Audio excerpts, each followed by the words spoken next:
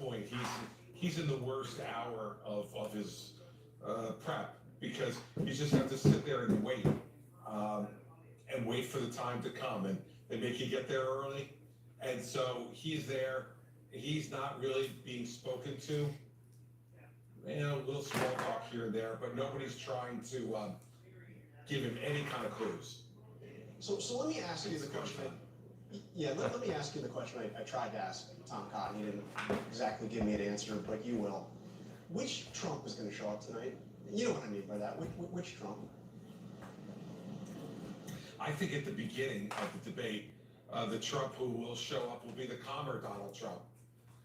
He knows inherently after the 2020 first debate against Joe Biden that the other Donald Trump is not the one that's a winning formula. The question is going to be, will he be able to continue to maintain that approach through questioning by David and Lindsey and through any comments that Vice President Harris makes in his direction? And that'll be the key to how he performs tonight. And you and I were talking, you helped prepare him for those 2016 debates against Hillary Clinton.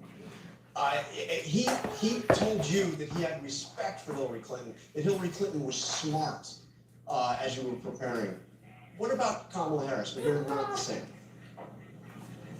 Well, certainly he's not saying that publicly in any way. And I can tell you that in 2016, he would regularly say during the many debate prep sessions that we had with him that Hillary Clinton was smart, that she was a good debater, that she was not to be taken lightly. And I don't think there was ever a moment in 2016 where he took her lightly.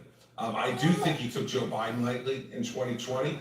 And clearly during the prep sessions that I had with him, it was very, very difficult to get him to focus on what Joe Biden might or might not do in that first debate. And I think his performance in part reflected that. So the question's going to be, is what he's saying publicly what he really believes? We know that Donald Trump has performed.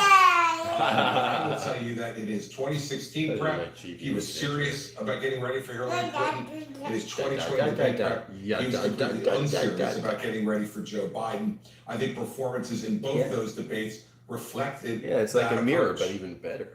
All right, Chris Christie, you'll be watching with us. And we have about 6 minutes left. And Donna Brazil from the DNC and Reince Priebus, the RNC. Welcome to both of you. And Donna, let's start with you. You have said that Kamala Harris has to own the future, but she also has to own the past. So how does she do this? It's quite easy, because I do believe that in talking about the future, you draw from your past. You draw from your past experiences. She draws from how she was raised. The values that was instilled in her as a young lady.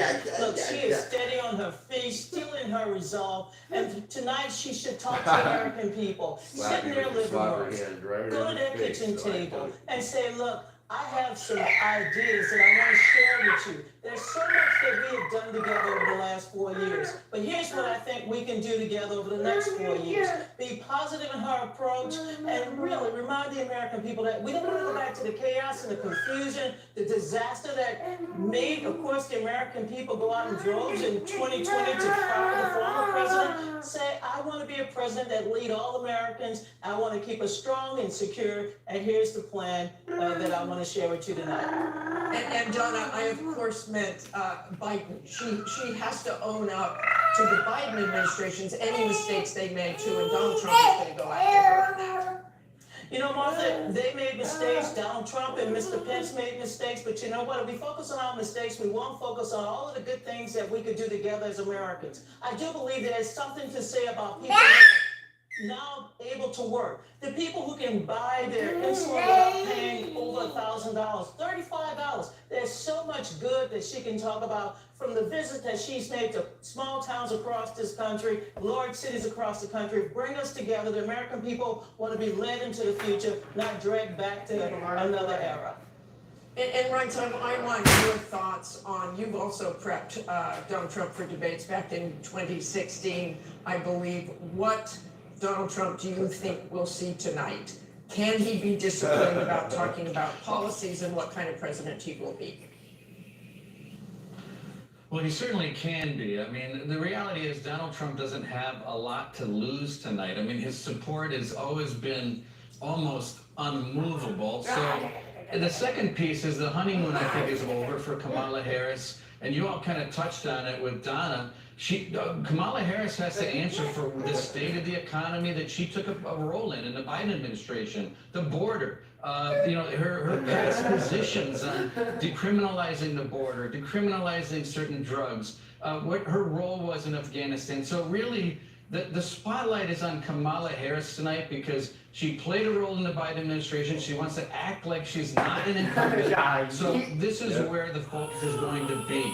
And she's got a lot to answer for tonight. And I think that's where Donald Trump's focus will be and where it actually should be tonight. Are you okay? Well, one of the things he wants to do is have female voters look at him. Yeah, bro. How does he I'm attract new, bro. female voters after saying things about Kamala Harris? We'll see how he pronounces that tonight. Things he said about Kamala Harris, that she's dumb as a rock. Want to see it? That's not really going to attract female voters, is it? That's okay. Yeah, no, it won't. But I also think that just like he did in the first debate against Joe Biden, I think the formula here is to constantly tie Kamala Harris to the Biden administration, which is where Trump is winning against her on the economy, inflation, all these other problems that we're having, and then sit back and let her talk. Let her explain herself, her past positions, current positions. How does she feel about how Biden has done on the economy? How does she feel about the border? Then turn it over and let her talk. Okay, thanks so much for joining us tonight, Donna and Reince. We're all staying tuned. Can't wait. And I have to say, as we are just a couple of less than 2 minutes away, this such an extraordinary moment, and especially, Rachel, when you consider that these two people that have been the center of our lives for the last 2 months have never met each other. Have never even met each other. And Harris said, if you got something to say it to my face. The question tonight, does Donald Trump actually go there? He's questioned her racial identity, he's questioned her intelligence as well, or does he stick to the issues? Look, this is the largest audience they're likely going to have in this race. It will be interesting to see if Harris can make clear the stark choice before voters. And where does she decide to land her punches? She can punch hard. Can she do that while rising above the needle coming her way? But first and foremost, are we going to see a handshake when the two of them meet for the first time? We didn't back in 2016 when I did that debate. We'll stand by to see that tonight. But the first time, side to side, together. And I have my doubts that we're going to see that handshake, but what we are going to see is a spirited debate and perhaps the most consequential general election debate we have ever seen, because almost certainly going to be the last one. So with the stakes so high, the presidential debate just moments away, we have the entire news division keeping an eye on everything. We're going to be fact-checking on our live blog. It's all going to be happening right here. The debate now, just 10 seconds away, and we will be back with our post-game show as soon as it's over. We are going to toss it right now to David Mueller and Lindsey Graham. You want it, buddy? Tonight, the high-stakes showdown here in Philadelphia between Vice President Kamala Harris and former President Donald Trump. Their first face-to-face meeting in this presidential election. First face-to-face meeting ever. That's why I had you guys Historic come in race right for away. President upended I was just just making sure weeks Ross ago. was okay. President Biden withdrawing after his last debate. Donald Trump now up against Kamala Harris, The right? candidates separated by This the is smallest younger. margin Why does she look like essentially Obama polls and nationally. Michelle at the Key same battlegrounds, time? including right here in Pennsylvania, all still very much. Okay, guys, everyone shut the fuck ABC's up. presidential debate starts right now. This is an ABC News special. The most That includes consequential you, moment Bjorn. of this campaign, Kamala Harris. Together, we will chart a new way forward. Donald Trump, We will soon be a great nation again. face to face, historic. The ABC News presidential Great, debate. it's historic. Here now, David Muir and Lindsey Davis. Good evening, I'm David Muir, and thank you for joining us for tonight's ABC News presidential debate. We want to welcome viewers watching on ABC and around the world tonight. Vice President Kamala Harris and President Donald Trump are just moments away from taking the stage in this unprecedented race for president. And I'm Lindsey Davis. Tonight's meeting could be the most consequential event of their campaigns, with Election Day now less than 2 months away. For Vice President Kamala Harris, this is her first debate since President Biden withdrew from the race on July 21st. Of course, that decision followed his debate against President Donald Trump in June. Since then, this race has taken on an entirely new dynamic. And that brings us to the rules of tonight's debate. 90 minutes with 2 commercial breaks. the No best topics or television questions ever have been made. shared with the campaigns. The candidates will have 2 minutes to answer questions, and this is the clock. That's what they'll be seeing. 2 minutes for rebuttals and 1 minute for follow-ups, clarifications, or responses. Their microphones will only be turned on when it's their turn to speak. No pre-written notes allowed. There is no audience here tonight in this hall at the National Constitution Center. This is an intimate setting for 2 candidates who have never met. President Trump won the coin toss. He chose to deliver the final closing statement of the evening. Vice President Harris selected the podium to the right. So let's now welcome the candidates to the stage. Vice President Kamala Harris and Deep President run, you're missing Donald it. Trump. I know, get here.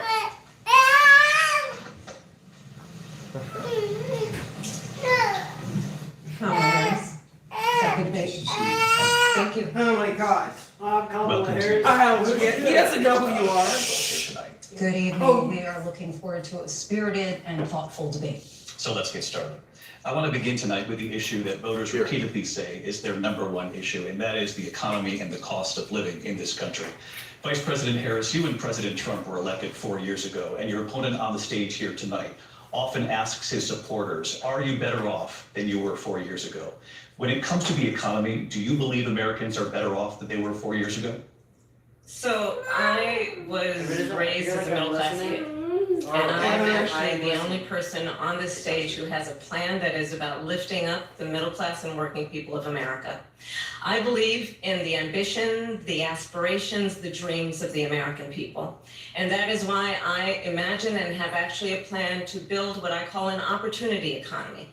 Because here's the thing, we know that we have a shortage of homes and housing. And the cost of housing is too expensive for far too many people. We know that young families need support to raise their children, and I intend on extending a tax cut for those families of $6,000, which is the largest child tax credit that we have given in a long time, so that those young families can afford to buy a crib, buy a car seat, buy clothes for their children. My passion, one of them, is small businesses. My mother raised my sister and me, but there was a woman who helped raise us. We call her our second mother. She was a small business owner. I love our small businesses. My plan is to give a $50,000 tax deduction to start up small businesses, knowing they are part of the backbone of America's economy. My opponent, on the other hand, his plan is to do what he has done before, which is to provide a tax cut for billionaires and big corporations, which will result in $5 trillion to America's deficit. My opponent has a plan that I call the Trump's sales tax, which would be a 20% tax on everyday goods that you rely on to get through the month. Economists have said that Trump sales tax would actually result for middle-class families in about $4,000 more a year because of his policies and his ideas about what should be the backs of middle-class people paying for tax cuts for billionaires. President Trump, I'll give you 2 minutes. First of all, I have no sales tax. That's an incorrect statement. She knows that. We're doing tariffs on other countries. Other countries are going to finally, after 75 years, pay us back for all that we've done for the world. And the tariff will be substantial in some cases. I took in billions and billions of dollars, as you know, from China. In fact, they never took the tariff off because it was so much money they can't. It would totally destroy everything that they've set out to do. They're taking in billions of dollars from China and other places. They've left the tariffs on. When I had it, I had tariffs, and yet I had no inflation. Look, we've had a terrible economy because inflation which is really known as a country buster. It breaks up countries. We have inflation like very few people have ever seen before, probably the worst in our nation's history. We were at 21%, but that's being generous because many things are 50, 60, 70, and 80% higher than they were just a few years ago. This has been a disaster for the middle class, but for every class. On top of that, we have millions of people pouring into our country from prisons and jails, from mental institutions and insane asylums, and they're coming in and they're taking jobs that are occupied right now by African Americans and Hispanics, and also unions. Unions are going to be affected very soon. And you see what's happening. You see what's happening with towns throughout the United States. You look at Springfield, Ohio. You look at Aurora in Colorado. They are taking over the towns. They're taking over buildings. They're going in violently. These are the people that she and Biden let into our country, and they're destroying our country. They're dangerous. They're at the highest level of criminality, and we have to get them out. We have to get them out fast. I created one of the greatest economies in the history of our country. I'll do it again and even better. We are going to get to immigration and border security during this debate, but I would like to let Vice President Harris respond on the economy here. Well, I would love to. Let's talk about what Donald Trump left us. Donald Trump left us the worst unemployment since the Great Depression. Donald Trump left us the worst public health epidemic in a century. Donald Trump left us the worst attack on our democracy since the Civil War. And what we have done is clean up Donald Trump's mess. What we have done and what I intend to do is build on what we know are the aspirations and the hopes of the American people. But I'm going to tell you all in this debate tonight, you're going to hear from the same old tired playbook, a bunch of lies, grievances, and name calling. What you're going to hear tonight is a detailed and dangerous plan called Project 2025 that the former president intends on implementing if he were elected again. I believe very strongly that the American people want a president who understands the importance of bringing us together, knowing we have so much more in common than what separates us. And I pledge to you to be a president for all Americans. President Trump will give you a minute to respond. Number one, I have nothing to do, as you know, and as she knows better than anyone, I have nothing to do with Project 2025. That's out there. I haven't read it. I don't want to read it purposely. I'm not going to read it. This was a group of people that got together. They came up with some ideas, I guess some good, some bad, but it makes no difference. I have nothing to do. Everybody knows I'm an open book. Everybody knows what I'm going to do. Cut taxes very substantially and create a great economy like I did before. We had the greatest economy. We got hit with a pandemic. And the pandemic was not since 1917, where 100 million people died, has there been anything like it. We did a phenomenal job with the pandemic. We handed them over a country where the economy and where the stock market was higher than it was before the pandemic came in. Nobody's ever seen anything like it. We made ventilators for the entire world. We got gowns, we got masks, we did things that nobody thought possible. And people give me credit for rebuilding the military. They give me credit for a lot of things, but not enough credit for the great job we did with the pandemic. But the only jobs they got were bounce back jobs. These were jobs bounced back, and it bounced back and it went to their benefit. But I was the one that created them. They know it, and so does everybody else. Vice President Harris, I'll let you respond. So Donald Trump has no plan for you. And when you look at his economic plan, it's all about tax breaks for the richest people. I am offering what I describe as an opportunity economy, and the best economists in our country, if not the world, have reviewed our relative plans for the future of America. What Goldman Sachs has said is that Donald Trump's plan would make the economy worse, mine would strengthen the economy. What the Wharton School has said is Donald Trump's plan would actually explode the deficit. 16 Nobel laureates have described his economic plan as something that would increase inflation and by the middle of next year would invite a recession. You just have to look at where we are and where we stand on the issues. And I'd invite you to know that Donald Trump actually has no plan for you because he is more interested in defending himself than he is in looking out for you. Bad sign in a debate. All of this. I went to the Wharton School of Finance, and many of those professors, the top professors, think my Meanwhile, plan this is is a Trump's brilliant plan. It's a seventh great plan. major It's a plan that's presidential going to debate. bring up our Right. worth, our value as a country. It's going to Going make back to people this want to be flag that able he to go already and denies work, non-existent. create jobs and create a That's lot what I'm of confused about. good, solid Well, that's- money for it's not our, supposed to for our make sense. It's country. just supposed to And just to finish off, trick people. she doesn't have a plan. She copied Biden's plan, and it's like 4 sentences, like run, spot, run. 4 sentences that are just, oh, we'll try and lower taxes. She doesn't have a plan. Take a look at her plan. She doesn't have a plan. Mr. President, I do want to drill down on something you both brought up. The Vice President brought up your tariffs, you responded, and let's drill down on this, because your plan is what she calls is essentially a national sales tax. Your proposal calls for tariffs, as you pointed out here, on foreign imports across the board. You recently said that you might double your plan, imposing tariffs up to 20% on goods coming into this country. As you know, many economists say that with tariffs at that level, costs are then passed on to the consumer. Vice President Harris has argued it'll mean higher prices on gas, food, clothing, medication, arguing it costs the typical family nearly $4,000 a year. Do you believe Americans can afford higher prices because of tariffs? They're not going to have higher prices. What's going to have, and who's going to have higher prices, is China and all of the countries that have been ripping us off for years. I was the only president ever. China was paying us hundreds of billions of dollars, and so were other countries. And, you know, if she doesn't like them, they should have gone out and they should have immediately cut the tariffs. But those tariffs are there 3.5 years now under their administration.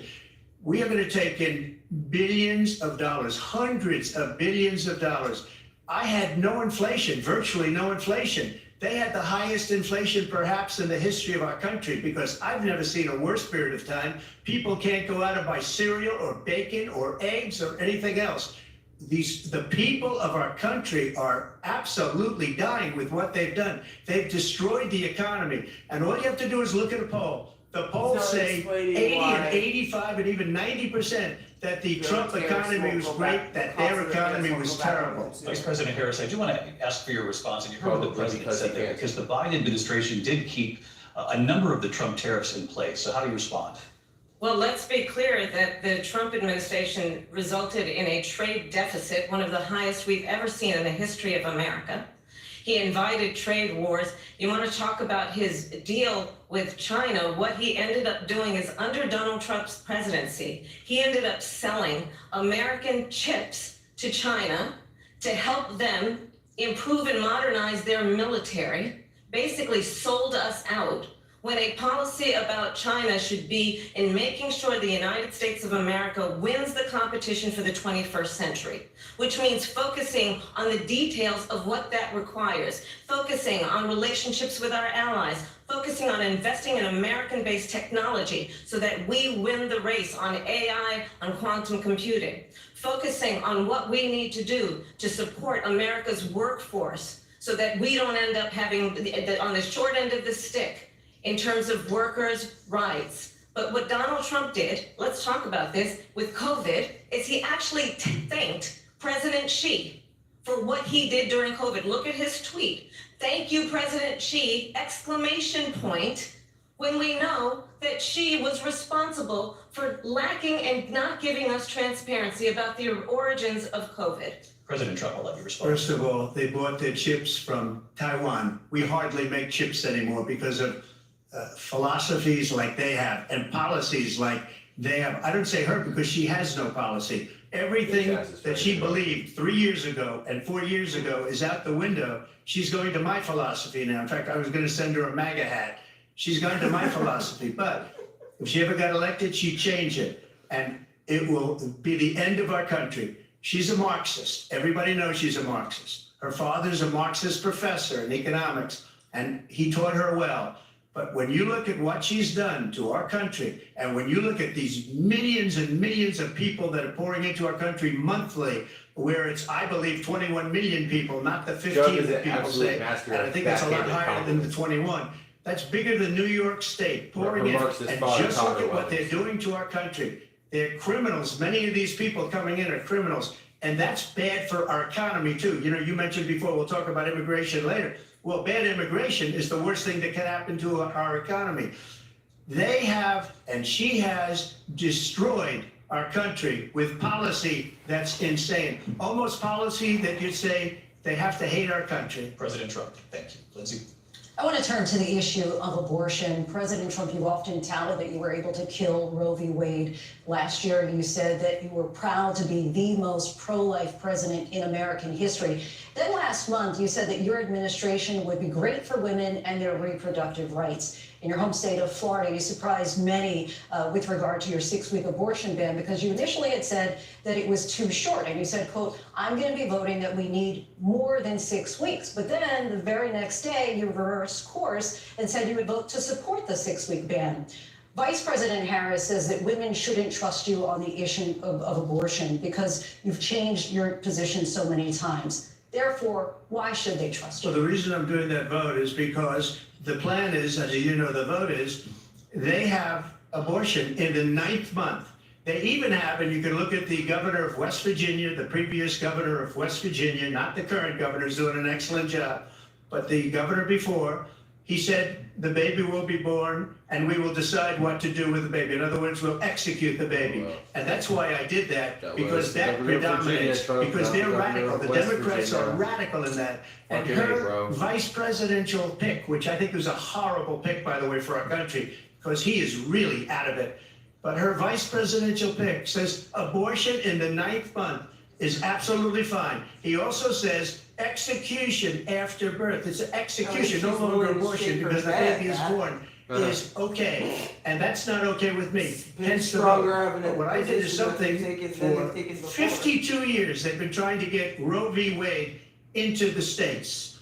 And through the genius and heart and strength of 6 Supreme Court justices, we were able to do that. Now, I believe in the exceptions for rape, incest, and life of the mother. I believe strongly in it. Ronald Reagan did also. 85% of Republicans do. Exceptions. Very important. But we were able to get it, and now states are voting on it. And for the first time, you're going to see, look, this is an issue that's torn our country apart for 52 years. Every legal scholar, every Democrat, every Republican, liberal, conservative, they all wanted this issue to be brought back to the states where the people could vote. And that's what happened. Now, Ohio, the vote was somewhat liberal.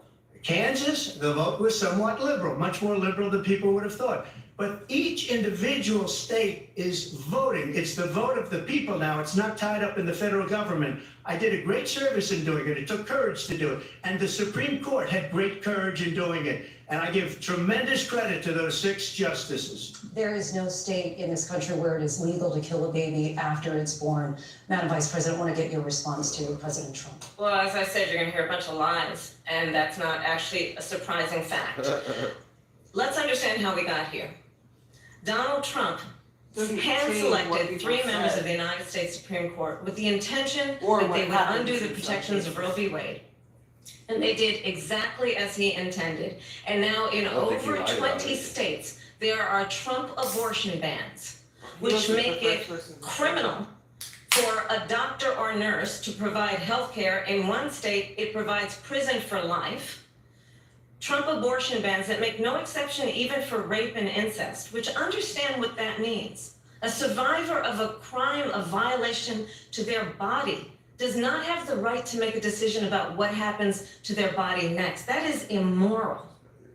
And one does not have to abandon their faith or deeply held beliefs to agree. The government, and Donald Trump certainly, should not be telling a woman what to do with her body. I have talked with women around our country.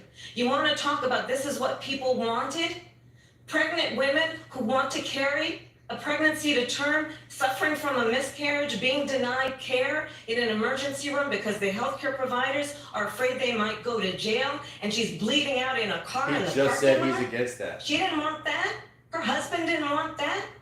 A 12 or 13-year-old survivor of incest being forced to carry a pregnancy to term? They don't want that. Neither does And I pledge to you, when Congress passes a bill to put back in place the protections of Roe v. Wade, as President of the United States, I will proudly sign it into law. But understand, if Donald Trump were to be reelected, he will sign a national abortion ban. Understand, in his Project 2025, there would be a national abortion monitor that would be monitoring your pregnancies, your miscarriages. I think the American people believe that certain freedoms, in particular the freedom to make decisions about one's own body, should not be made by the government. Thank you, Vice President Harris. Well, there she goes again. It's a lie. I'm not signing a ban, and there's no reason to sign a ban because we've gotten what everybody wanted. Democrats, Republicans, and everybody else, and every legal scholar wanted it to be brought back into the states, and the states are voting. And it may take a little time, but for 52 years, this issue has torn our country apart, and they've wanted it back in the states. And I did something that nobody thought was possible. The states are now voting. What she says is an absolute lie. And as far as the abortion ban, no, I'm not in favor of abortion ban, but it doesn't matter because this issue has now been taken over by the states. Would you veto a national abortion ban if it came Well, I to your won't desk? have to because again, and two things. Number one, she said she'll go back to Congress. She'll never get the vote. It's impossible for her to get the vote, especially now with the 50-50 and essentially 50-50 in both Senate and the House. She's not going to get the vote. She can't get the vote. She won't even come close to it. So it's just talk. You know what it reminds me of when they said they're going to get student loans terminated, and it ended up being a total catastrophe. The student loans, and then her, I think probably her boss, if you call him a boss, he spends all his time on the beach. But look, her boss went out and said, we'll do it again. We'll do it a different way. And he went out, got rejected again by the Supreme Court. So all these students got taunted with this whole thing about this whole idea and how unfair that would have been. Part of the reason they lost to the millions and millions of people that had to pay off their student loans. They didn't get it for free, but they were saying it's the same way that they talked about that they talk about abortion. But if I could just get a yes or no, because your running mate, J.D. Vance, has said that you would veto it if it did come to your desk. Well, I didn't discuss it with J.D. in all fairness. J.D. And I don't mind if he has a certain view, but I think you're speaking for me, but I really didn't. Look, we don't have to discuss it because she'd never be able to get it, just like she couldn't get student loans. They couldn't get student loans. They didn't even come close to getting student loans. They taunted young people and a lot of other people that had loans. They can never get this approved. So it doesn't matter what she says about going to Congress. Well, wonderful. Let's go to Congress, do it. But the fact is that for years, they wanted to get it out of Congress and out of the federal government. And we did something that everybody said couldn't be done. And now you have a vote of the people on abortion. Vice President Harris, I want to give you your time to respond, but I do want to ask, would you support any restrictions on a woman's right to an abortion? I absolutely support reinstating the protections of Roe v. Wade.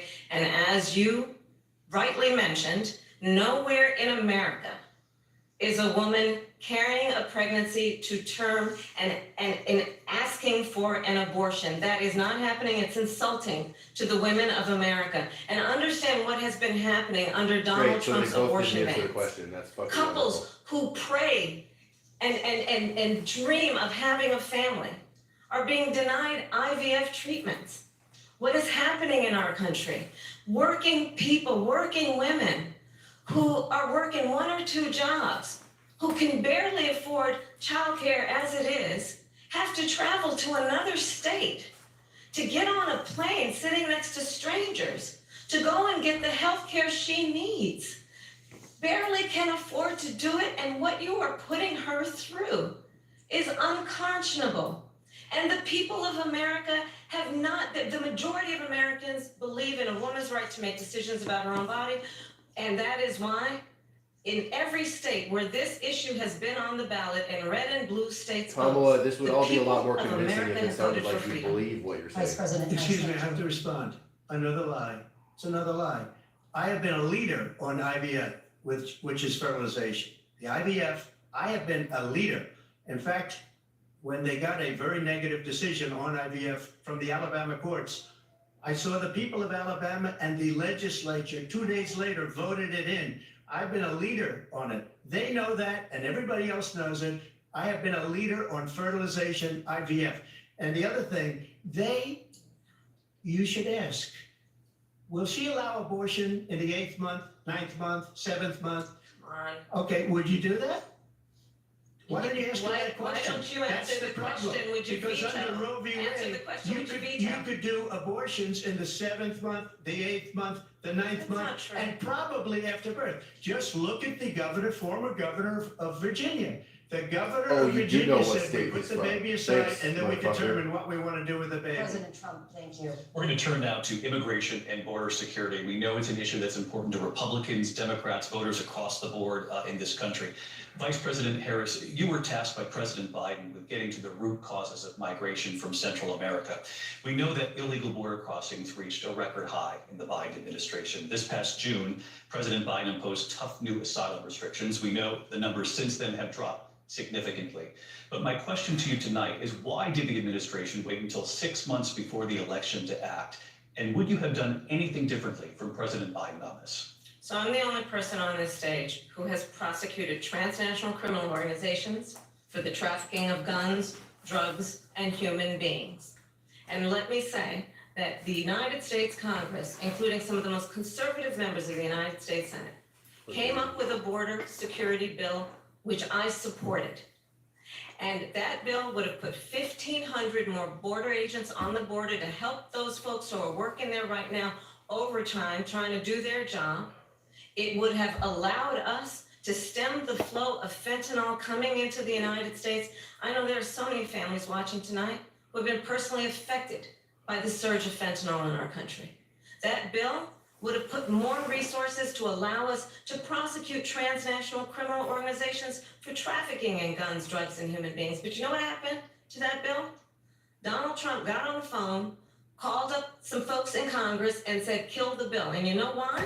Because he'd prefer to run on a problem instead of fixing a problem.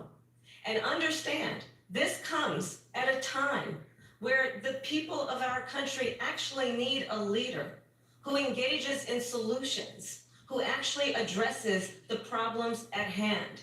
But what we have in the former president is someone who would prefer to run on a problem instead of fixing a problem. And I'll tell you something, he's going to talk about immigration That is law so tonight, rich. even when it's not the subject that is being raised. Yeah. And I'm going to actually do something Meanwhile, really she just unusual. And creates I'm going to problems. invite you And Ron to Zuckerman. attend one of Donald Yes. Trump's rallies, because it's a really Runs interesting away thing to from them, watch. more like. You will see during the course of his rallies, he talks about fictional characters like Hannibal Lecter. He will talk about windmills That's not a cause fictional cancer. character. And what you will also notice is that people start leaving his rallies Is it? early out of exhaustion Hannibal Lecter? and boredom. And I will tell you, the one thing you will not hear him talk about is you. You will not hear him talk about your needs, your dreams, and your desires. And I'll tell you, I believe you deserve a president who actually puts you first, and I pledge to you that I will. Vice President Harris, thank you. President Trump, on that point, I want to get your Well, I response. would like to Let me respond. just ask though, why did you try to kill that bill, and successfully so? That would have put thousands of additional agents and officers on the board. First, let me respond as to the Please. rallies. She said people start leaving. People don't go to her rallies. There's no reason to go. And the people that do go, she's bussing them in and paying them to be there, and then showing them in a different light. So she can't talk about that. People don't leave my rallies. We have the biggest rallies, the most incredible rallies in the history of politics. That's because people want to take their country back. Our country is being lost. We're a failing nation. And it happened 3.5 years ago. And what's going on here, you're going to end up in World War III, just to go into another subject. What they have done to our country by allowing these millions and millions of people to come into our country, and look at what's happening to the towns all over the United States. And a lot of towns don't want to talk. It's not going to be Aurora or Springfield. A lot of towns don't want to talk about it because they're so embarrassed by it. In Springfield, they're eating the dogs, the people that came in. They're eating the cats. They're eating the pets of the people that live there.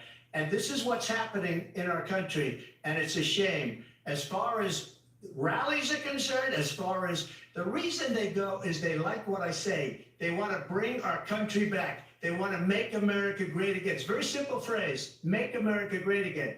She's destroying this country, and if she becomes president, this country doesn't have a chance of success. Not only success, we'll end up being Venezuela on steroids.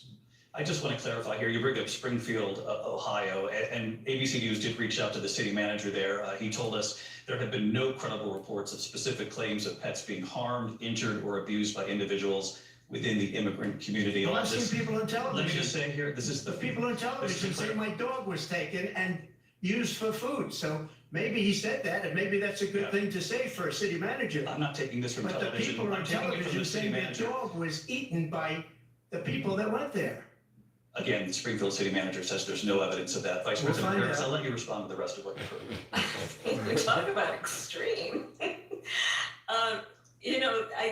This is, I think, one of the reasons why in this election, I actually have the endorsement of 200 Republicans who have formerly worked with President Bush, Mitt Romney, and John McCain, including the endorsement of former Vice President Dick Cheney and Congress member Liz Cheney.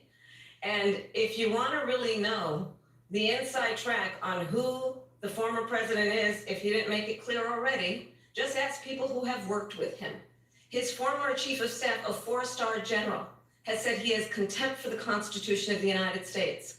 His former national security advisor has said he is dangerous and unfit. His former Secretary of Defense has said the nation, the Republic, would never survive another Trump term. And when we listen to this kind of rhetoric, when the issues that affect the American people are not being addressed, I think the choice is clear in this election. President Trump, I'll give you a quick minute to respond. Yeah, thank you, because when I hear that, see, I'm a different kind of a person. I fired most of those people, not so graciously. They did bad things or a bad job. I fired them. They never fired one person. They didn't fire anybody having to do with Afghanistan and the Taliban and the 13 people who's were just killed, viciously and violently killed. And I got to know the parents and the family. They didn't fire. They should have fired all those generals, all those top people, because that was one of the most incompetently handled situations anybody has ever seen. So when somebody does a bad job, I fire him. And you take a guy like Esper, he was no good, I fired him. So he writes a book. Another one writes a book, because with me, they can write books. With nobody else can they? But they have done such a poor job, and they never fire anybody. Look at the economy. Look at the inflation. They didn't fire any of their economists. They have the same people. That's a good way not to have books written about you. But just to finish, I got more votes than any Republican in history by far. In fact, I got more votes than any president, sitting president in history by far. Let me continue on immigration. It was what you wanted to talk about earlier, so let's get back to your deportation proposal that the vice president has reacted to as well. President Trump, you call this the largest domestic deportation operation in the history of our country. You say you would use the National Guard. You say if things get out of control, you have no problem using the U.S. military. You also said you would use local police. How would you deport 11 million undocumented immigrants? I know you believe that number is much higher. Take us through this. What does this look like? Will authorities be going door to door in this country? Yeah. It is much higher because of them. They allowed criminals, many, many millions of criminals. They allowed terrorists. They allowed common street criminals. They allowed people to come in, drug dealers, to come into our country. And they're now in the United States and told by their countries like Venezuela, don't ever come back or we're going to kill you. Do you know that crime in Venezuela and crime in countries all over the world is way down? You know why? Because they've taken their criminals off the street and they've given them to her to put into our country. And this will be one of the greatest mistakes in history for them to allow. And I think they probably did it because they think they're going to get votes, but it's not worth it because they're destroying the fabric of our country by what they've done. There's never been anything done like this at all. They've destroyed the fabric of our country. Millions of people let in, and all over the world, crime is down all over the world except here. Crime here is up and through the roof. Despite their fraudulent statements that they made, crime in this country is through the roof. And we have a new form of crime. It's called migrant crime. And it's happening at levels that nobody thought possible. President Trump, as you know, the FBI says overall violent crime is actually coming down in this country. But excuse me, the FBI they were defrauding statements. They didn't include the worst cities. They didn't include the cities with the worst crime. It was a fraud. Just like their number of 818,000 jobs that they said they created turned out to be a fraud. President Trump, thank you. I'll let you respond, Vice President Harris. Well, I think this is so rich, coming from someone who has been prosecuted for national security crimes, economic crimes, election interference, has been found liable for sexual assault, and his next big Where's court the date? appearance is in November at his own criminal sentencing. And let's be clear, where each person stands on the issue of what is important about respect for the rule of law and respect for law enforcement. The former vice president called for defunding federal law enforcement, 45,000 agents, get this, Unfortunately. on the day after he was arraigned on 34 felony counts. So let's talk about what is important in this race. It is important that we move forward, that we turn the page on this same old tired rhetoric Thank you. and address the needs of the American people, address what we need to do about the housing shortage, which I have a plan for, address what we must do to support our small businesses, address bringing down the price of groceries. But frankly, the American people are exhausted with this same old tired playbook. Vice President Harris, thank you. Excuse me, every one of those cases was started by them against their political opponent. And I'm winning most of them, and I will win the rest on appeal. And you saw that with the decision that came down just recently from the Supreme Court. I'm winning most of them. But those are cases, it's called weaponization. Never happened in this country. They weaponized the Justice Department. Every one of those cases was involved with the DOJ, from Atlanta and Fani Willis to the Attorney General of New York and the DA in New York. Every one of those cases. And then they say, oh, he's a criminal. They're the ones that made them go after me. By the way, Joe Biden was found essentially guilty on the documents case. And what happened in my documents case? They said, oh, that's the toughest of them all. A complete and total victory. 2 months ago, it was thrown out. It's weaponization, and they used it, and it's never happened in this country. They used it to try and win an election. They're President Trump. fake cases. President Trump, thank you. A really quick response here, Vice President Harris, on this notion of weaponization of the Justice Department. Well, let's talk about extreme and understand the context in which this election in 2024 is taking place. The United States Supreme Court recently ruled that the former president would essentially be immune from any misconduct if he were to enter the White House again. Understand, this is someone who has openly said he would terminate, I'm quoting, terminate the Constitution of the United States, that he would weaponize the Department of Justice against his political enemies. Someone who has openly expressed disdain for members of our military. Understand what it would mean if Donald Trump were back in the White House with no guardrails. Because certainly we know now the court won't stop him. We know J.D. Vance is not going to stop him. It's up to the American people Vice to President stop Harris, him. thank you. Lindsay? Vice President Harris, in your last run for president, Trump. This is the one that Us when we weaponized, vote. not me. Here. She weaponized. I probably took a bullet to the head because of the things that they say about me. They talk about democracy. I'm a threat to democracy. They're the threat to democracy with a fake Russia We investigation do a lot to that get, went nowhere. we have a lot to get to. Lindsay? Vice President Harris, in your last run for president, you said you wanted to ban fracking. Now you don't. You wanted mandatory government buyback programs for assault weapons. Now your campaign says you don't. You supported decriminalizing border crossings. Now you're taking a harder line. I know you say that your values have not changed. So then why have so many of your policy positions changed? So my values have not changed, and I'm going to discuss every one of it, at least every point that you've made. But in particular, let's talk about fracking because we're here in Pennsylvania. I made that very clear in 2020. I will not ban fracking. I have not banned fracking as Vice President of the United States. And in fact, I was the tie-breaking vote on the Inflation Reduction Act, which opened new leases for fracking. My position is that we have got to invest in diverse sources of energy so we reduce our reliance on foreign oil. We have had the largest increase in domestic oil production in history because of an approach that recognizes that we cannot over-rely on foreign oil. As it relates to my values, let me tell you, I grew up a middle-class kid raised by a hardworking mother who worked and saved and was able to buy our first home when I was a teenager. thick neck. The values I bring to the importance of home ownership, knowing not everybody got handed $400 million on a silver platter and then filed bankruptcy 6 times, is a value that I bring to my work. to say we are She's going the to Ford of work women. with the private sector and home builders to increase I think 3 million homes, increase by 3 million homes by the end of my first term. My work that is related to having a friend when I was in high school who was sexually assaulted by her stepfather.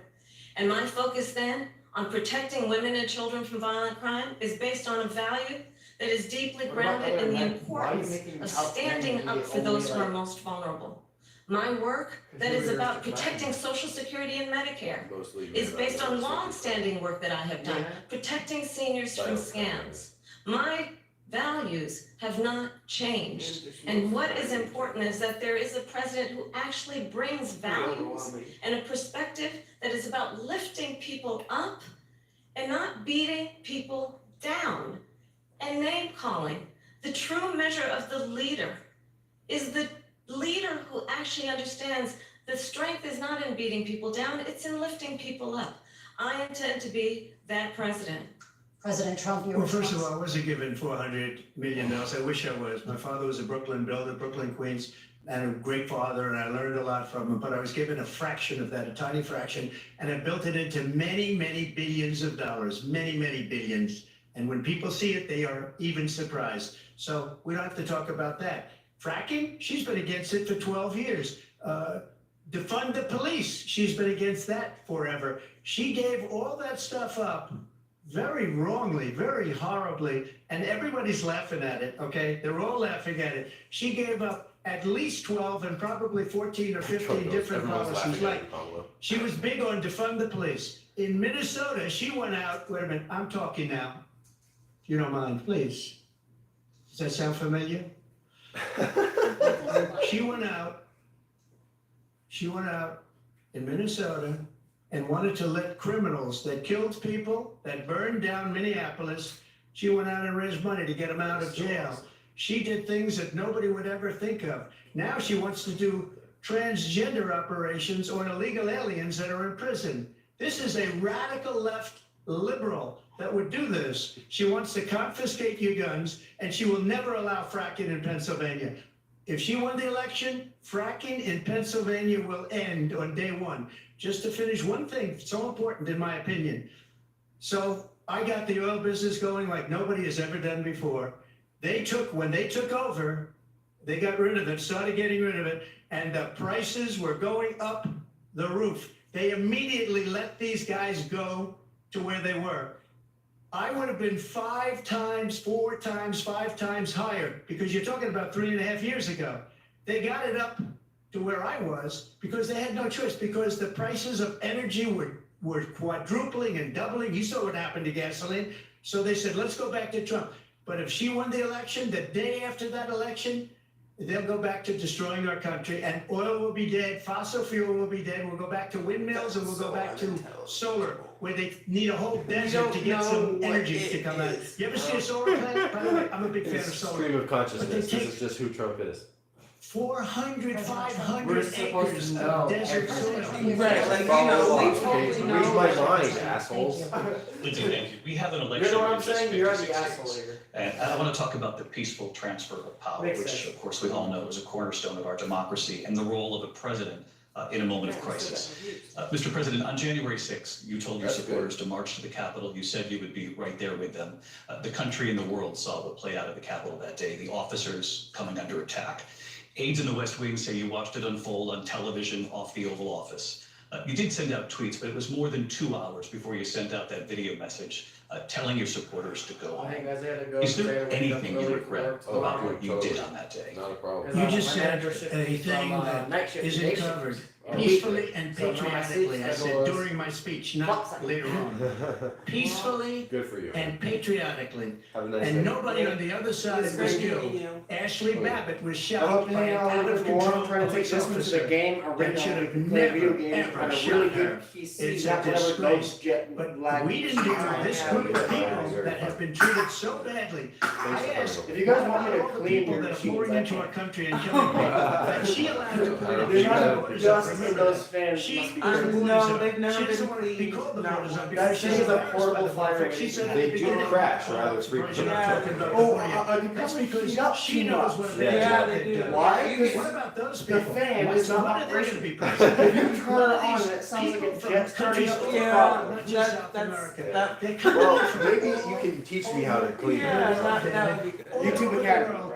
And cool. crime rates are down. That's- I call it Very YouTube good. Elizabeth, but let me just. Yeah. Those people Both are are great names. prosecuted. Yeah. One of It the was people good to that see you, burned man. down Minneapolis going to be Thanks prosecuted. for inviting me In over. Seattle. Absolutely. They went Thank into you. Seattle I'm gonna and leave took the chips over a and big coke here percentage because I of don't the want city to of Seattle. I'm too lazy What to are carry those it back. people? Okay, well, if ever want to Not a come and problem. grab Yep, the yep. I have two You were bags. the president. I get a lot of the same thing. It's a very simple question. As we I'm move very forward toward consistent. another election. Okay. Is there Well, thank you anything so you much. regret about what you Thank you did? for having me over. Oh, yeah, I appreciate Yes, it. I had nothing to do with that. And other thank than you they so asked much me for to make playing a chess with speech. me. I showed up for a speech. Even though I was said, bound think to it's lose. gonna be good.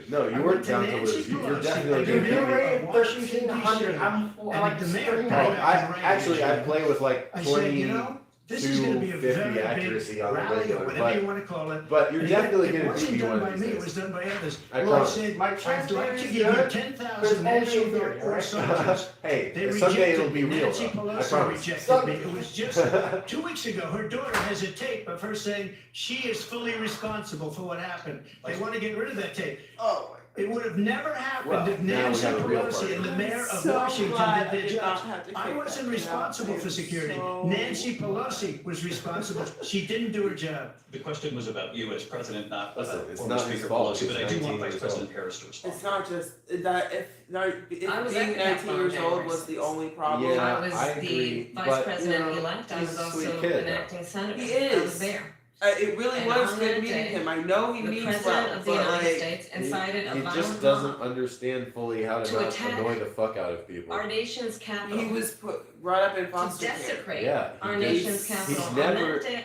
And who knows what happened 103 before law that? enforcement Like, officers there's a were reason why injured. kids go to the And fucking some system. died. There's a reason why the government And has to understand take you away from that your home. The Like, that's former president has been indicted and He impeached. was raised for with no exactly knowledge that of his reason. biological father. But this is okay? not an isolated situation. yeah, but that's Let's really remember common too. Charlottesville. So like Okay. like well, my Where mom there also was a was like mob that. of people So carrying tiki Right. and that's like torches, the average spewing black kid. anti-Semitic So if I'm hate. like the median, And what did like, the fuck president then situation at the with my time dad, but I say? still have my There were dad. fine people And on each Ross is side. like premium Let's structured remember existence.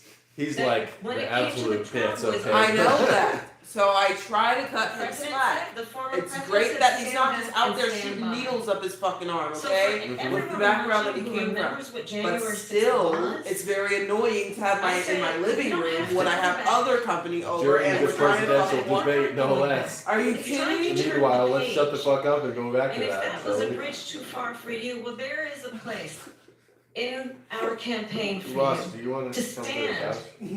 for the country, to stand for our democracy, to stand for rule of law, and to It's a end the great stream. chaos, We made a great stream at least. and to end the approach What? that is about attacking I'm the streaming me foundations of our and the couch. democracy because you don't like the And that outcome. was just And on be the clear, on recording. that point, Donald Trump, the candidate, has said if this and the outcome of this election is not to his liking, let's turn the page on this. Let's not go back.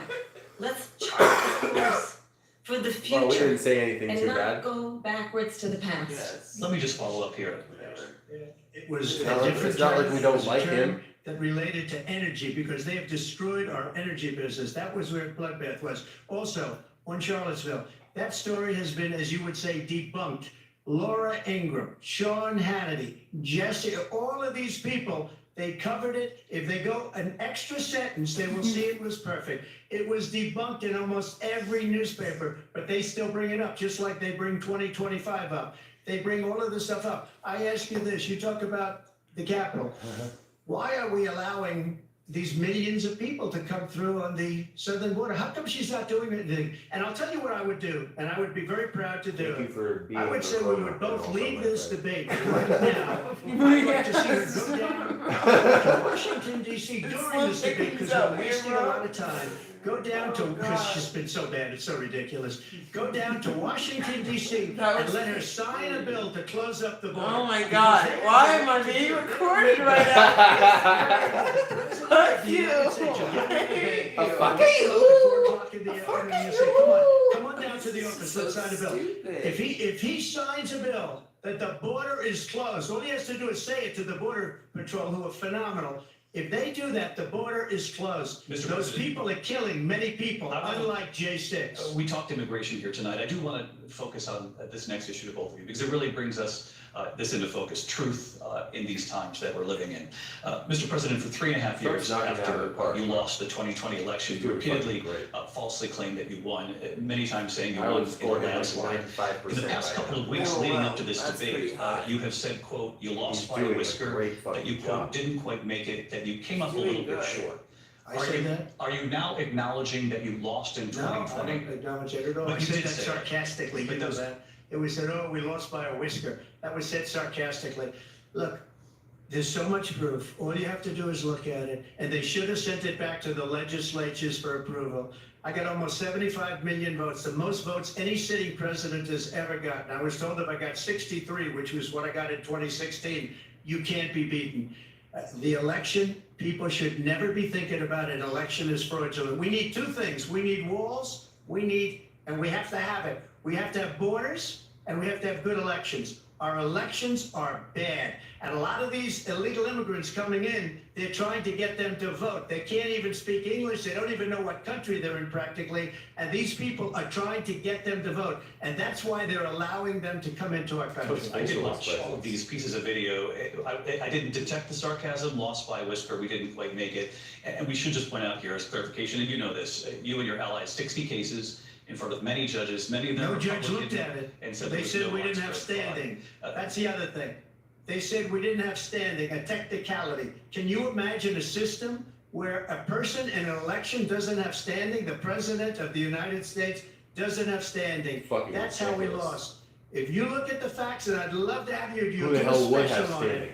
I'll show you Georgia, and I'll show you Wisconsin, and I'll show you Pennsylvania, and I'll show you. We have so many facts and statistics, but you know what? That doesn't matter because we have to solve the problem that we have right now. That's old news. And the problem that we have right now is we have a nation in decline, and they have put it into decline. We have a nation that is dying, David. Mr. President, thank you. Vice President Harris, you heard the president there tonight. He said he didn't say that he lost by a whisker, so he still believes he did not lose the election.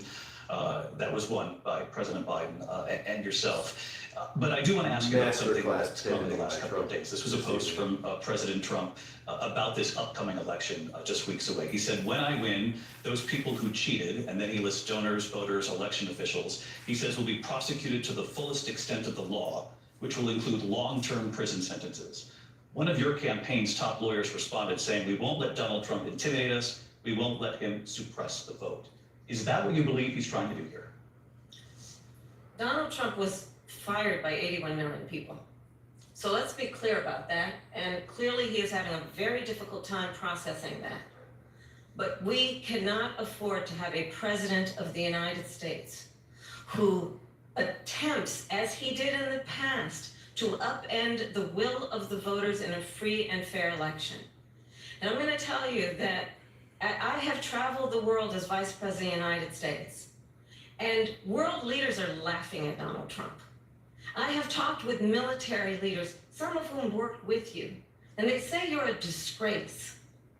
And when you then talk in this way in a presidential debate and deny what over and over again are court cases you have lost, because you did in fact lose that election, it leads one to believe that perhaps we do not have in the candidate to my right the temperament or the ability to not be confused.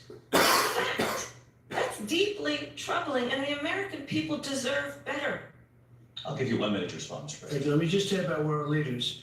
Viktor Orban, one of the most respected men, they call him a strong man. He's a tough person, smart. Prime Minister of Hungary. They said, why is the whole world blowing up? 3 years ago it wasn't. Why is it blowing up? He said, because you need Trump back as president. They were afraid of him. China was afraid, and I don't like to use the word afraid, but I'm just quoting him. China was afraid of him. North Korea was afraid of him. Look at what's going on with North Korea, by the way. He said Russia was afraid of him. I ended the Nord Stream 2 pipeline, and Biden put it back on day one, but he ended the XL pipeline. The XL pipeline in our country, he ended that. But he let the Russians build a pipeline As going if all we over know Europe what the and fuck heading that into is. Germany. The That's what biggest he said in pipeline our country. in the world. It went from Canada Victor to the United Orban States. Oh, said- everyone he knows said what the this most is, but me, respected, fuck most y'all. is Donald Trump. We At had least no he's problems right. with Me and Trump Ross as are president. politics nerds. But when this so. weak, pathetic man that you saw Ross at a less so than debate me just a because few he months makes ago, politics that if he because weren't in he that knows. debate, he'd be Ross running has instead a of her. She got degree no in votes. politics. He got That's why 14 he million knows more votes. than What you me, but did, he's still you less talk of a about a nerd threat about to it than me because democracy. he cares less. He got 14 million votes and they threw him out of office. You really And you must know hate what? I'll give you a little politics, secret. Ross. He hates her. He I can't mean- stand her. But he got This is what 14 you million get. votes. She got 0 I live votes. on this And when shit. she I ran, just want. she was the first one to I want leave because she me. failed. I want And now she's you running. on the I don't left understand side. it, but I'm That's okay with me it on the right because side, or Your time I is up. think we're going to do very something well. like that. You know what I mean? Turning now Yes. to the Israel-Hamas war and the hostages who are Well, then you still have being two held visuals. Americans among them. Right, That's Vice the President point. Harris in You can't lose. December, you said, quote, Israel has a right to defend Instead itself, of you and, can't quote, win. it matters how. Saying international humanitarian law you must be can respected, win a lot Israel more must do with more to Trump. protect innocent civilians. You said that 9 months ago. Now an estimated 40,000 Palestinians are dead. Nearly 100 hostages remain. Just last week, Prime Minister Benjamin Netanyahu said there's not a deal in the making.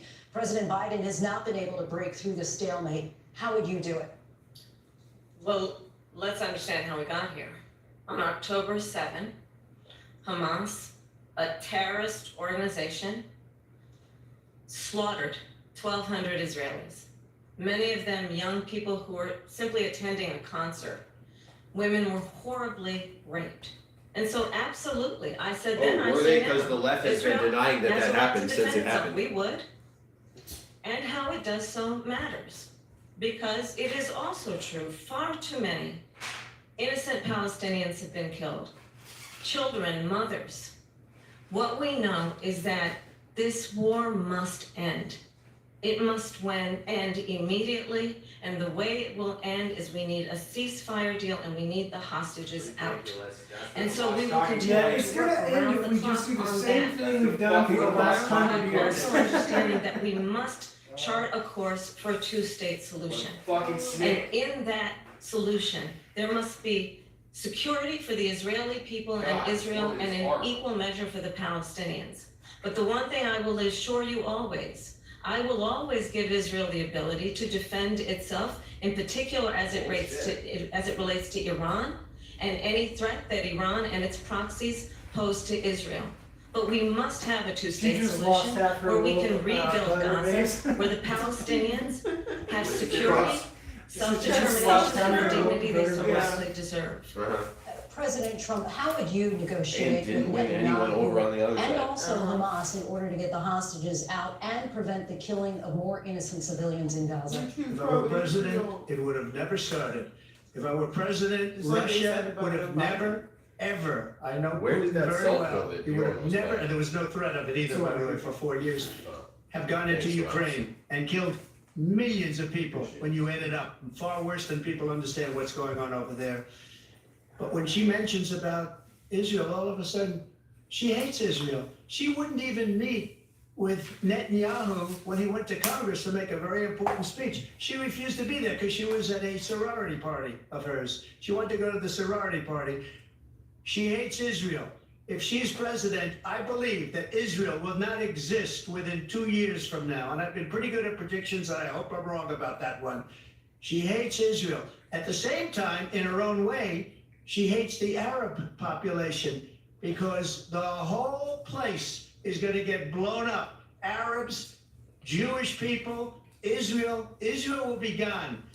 It would have never happened. Iran was broke under Donald Trump. Now Iran has $300 billion because they took off all the sanctions that I had.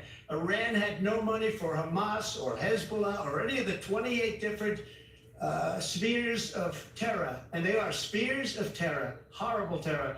They had no money. It was a big story, and you know it. You covered it very well, actually. They had no money for terror. They were broke. Now they're a rich nation, and now what they're doing is they're spreading that money around. Look at what's happening with the Houthis and Yemen. Look at what's going on in the Middle East. This would have never happened. I will get that settled and fast, and I'll get the war with Ukraine and Russia ended.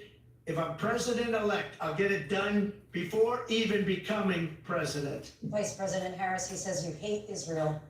That's absolutely not true. I have my entire career and life supported Israel and the Israeli people. He knows that. She's never he's trying to again divide and distract from the reality, which is it is very well known that Donald Trump is weak and wrong on national security and foreign policy. It is well known that he admires dictators. Wants to be a dictator on day one. No, because he's too much of a coward to stand for anything. Now that the election's about to happen, they're trying to distance themselves from all the he can do whatever the hell he wants and go into Ukraine.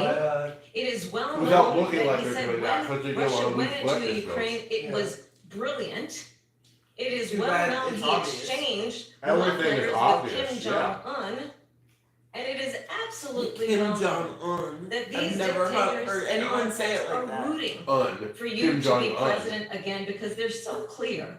They can manipulate you with flattery and favors. I can't even remember And how that it's is why properly pronounced now. Dude. so many Thank you. military leaders who you have worked with have told me you are a disgrace.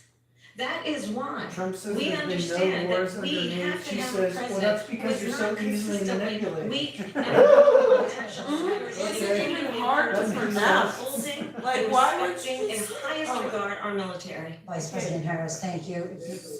And she's She the also one keeps that pluralizing calls singular it's weak words. for national Like security earlier by she was allowing saying every Donald nation last Trump's. month for the year, 168 different countries sending people into our country. Their crime rates are way down. Putin endorsed her last week, said, I hope she wins. And I think he meant it, because what he's gotten away with is absolutely incredible. It wouldn't have happened with me. The leaders of other countries think that they're weak and incompetent, and they are. They're grossly incompetent. And I just ask one question. Why does Biden go in and kill the Keystone Pipeline and approve the single biggest deal that Russia's ever made, Nord Stream 2, the biggest pipeline anywhere in the world going to Germany and all over Europe? Because they're weak and they're ineffective. And Biden, by the way, gets President paid a Trump, lot of money. Thank you. We have a lot of issues to get to. We'll be right back with much more of this historic ABC News presidential debate from the National Constitution Center right here in Philadelphia. Back in a moment. They're What hitting us they're with a doing in commercial Hawaii? break? Holy fuck. What the hell is this intermission? The Can you do ABC that? News presidential debate will continue after this. Fuck you. After what? After the After ad this for ad Pfizer. After this ad for Kamala Harris. Oh, wow, Hulu. We're watching a Hulu She went ad to right meet now. her mom at a bowling church I wonder how much she will pay but she for never this. makes it into the The ball. fuck, right? My gut knew. $1 This billion? was not a little girl who just ran away. And of course, it's New they're information, advertising pools of blood were found by detectives. murder. It is a heart-wrenching day for the family That of is Melissa so. Holt. Because that's what people fucking watch. That's right. That's what you fucking watch and every bitch. These Yes. kinds of leads. No serial I watch. That is right up my alley with this sort. I'm like, oh, I gotta go. So I have People's like, oh, this looks so good. Gotta get Hulu subscription back. Oh yeah, they're making their million back plus a lot. That's the point of advertising, you see. Only on Hulu. It even has a nice. Only on Hulu. When you hear that theme song, Cut to the press. it was a wild time, and I was a wild chick. Jason Momoa exploded. Carmen was a bombshell. Pam Anderson was an icon. I'm really proud of everything I've done. Almost.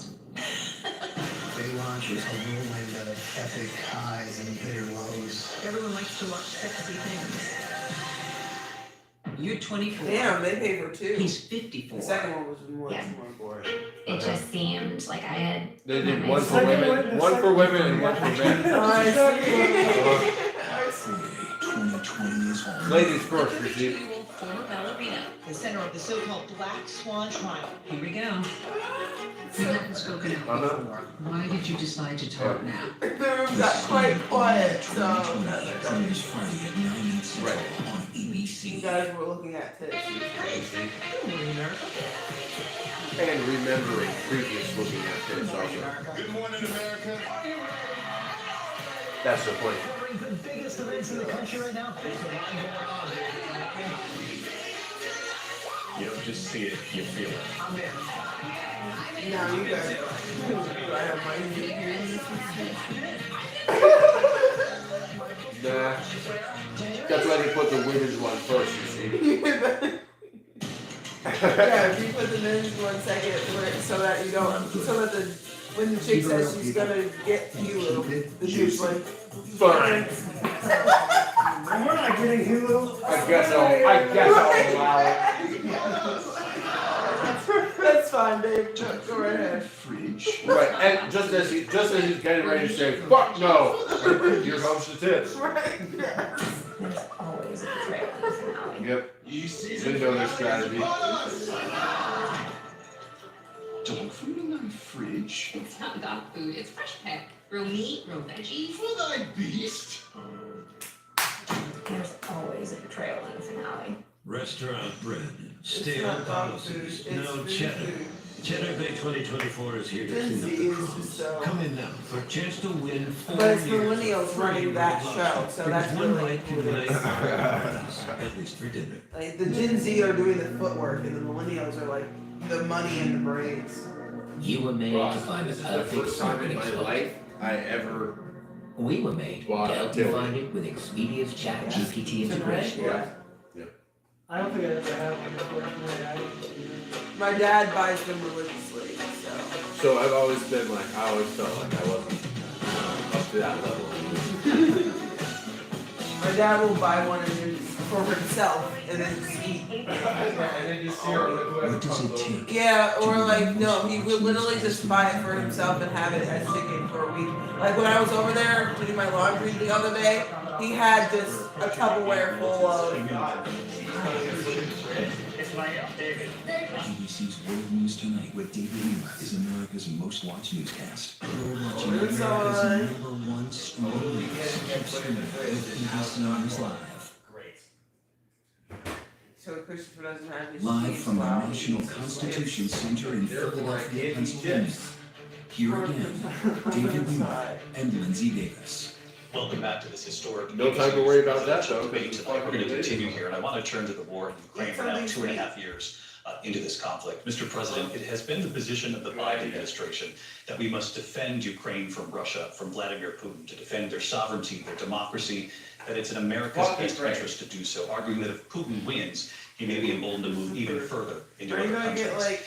You have said you would solve suspended this from war in YouTube 24 for that? hours. You said so just before the break I tonight. mean, Ukraine How is the best exactly country would of all you do time. that? And I want to ask you a very simple Fuck question Russia. tonight. Russia Do you can want go die. Ukraine to win this war? I want the war to stop. I want to save lives You that are two being just end out the part uselessly, that you didn't people like. being killed by the millions. It's the millions. That's what I thought. It's so much worse than the numbers that you're getting, which are fake numbers. Look, we're in for 250 billion or more because they don't ask Europe, which is a much bigger beneficiary to getting this thing done than we are. They're in for $150 billion less because Biden and you don't have the courage to ask Europe like I did with NATO. They paid billions and billions, hundreds of billions of dollars when I said, either you pay up or we're not going to protect Whatever you it anymore. So that's takes. maybe one of the reasons they don't like me as much as they like weak people. But you take a look at what's happening. We're in for 250 to 275 billion. They're into 100 to 150. They should be forced to equalize. With that being said, I want to get the war settled. I know Zelensky very well, and I know Putin very well. I have a good relationship, and they respect your president, okay? They respect me. They don't respect Biden. How would you respect him? Why? For what reason? He hasn't even made a phone call in 2 years to Putin, hasn't spoken to anybody. They don't even try and get it. That is a war that's dying to be settled. I will get it settled before I even become president. If I win, when I'm president-elect, and what I'll do is I'll speak to one, I'll speak to the other, I'll get them together. That war would have never happened. And in fact, when I saw Putin after I left, unfortunately left because our country has gone to hell. But after I left, when I saw him building up soldiers, he did it after I left. I said, oh, he must be negotiating. It must be a good, strong point of negotiation. Well, it wasn't, because Biden had no idea how to talk to him. He had no idea how to stop it. And now you have millions of people dead, and it's only getting worse, and it could lead to World War III. Don't kid yourself, David. We're playing with World War III, and we have a president that we don't even know if he's... Where is our president? We don't even know if he's a president. And just to clarify They here. threw him Yeah, out where and is paid he? like a dog. We don't even know. Is he a president? great We have a question. president Mr. that President, doesn't know he's alive. your time is up. Just to clarify the question. Has he like Do you believe done it's in any the of U.S. his best interest presidential for duties? Ukraine to win this war? He I spent think it's 40% in of U.S. the best entire interest to term get in this war office on the finished beach. and just get it done. All right. Negotiate a Oh, deal, he was because we talking have about to stop Biden when all he of said these that. human lives from being destroyed. I wanted to take this to Vice President Harris. I On want to get your vacation thoughts specific. on support for Ukraine in this moment, That's but also as It is. Commander-in-Chief, if elected. How would you deal with Vladimir Putin, and would it be any different from what we're seeing from President Biden? Well, first of all, it's important to remind the former president, you're not running against Joe Biden, you're running against me. I He was the believe vice the reason president that to Donald Joe Trump says that this war would be Relevance. over within 24 hours is because he would just give it up. And that's not who we are as Americans. Let's understand what happened here. I actually met with Zelensky a few days before Russia invaded, tried through force to change territorial boundaries, to define one of the most important international rules and norms, which is the importance of sovereignty and territorial integrity. And I met with President Zelensky. I shared with him American intelligence about how he could defend himself. Days later, I went to NATO's eastern flank, to Poland and Romania. And through the work that I and others did, we brought 50 countries together to support Ukraine in its righteous defense. And because of our support, because of the air defense, the ammunition, the artillery, the javelins, the Abrams tanks that we have provided, Ukraine stands as an independent and free country. If Donald Trump were president, Putin would be sitting in Kyiv right now. And understand what that would mean, because Putin's agenda is not just about Ukraine.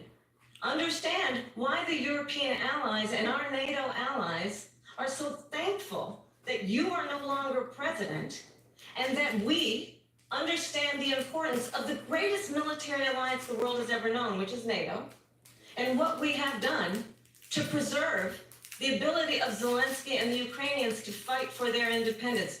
Otherwise, Putin would be sitting in Kyiv with his eyes on the rest of Europe, starting with Poland. And why don't you tell the 800,000 Polish Americans right here in Pennsylvania how quickly you would give up for the sake of favor and what you think is a friendship with what is known to be a dictator who would eat you for lunch.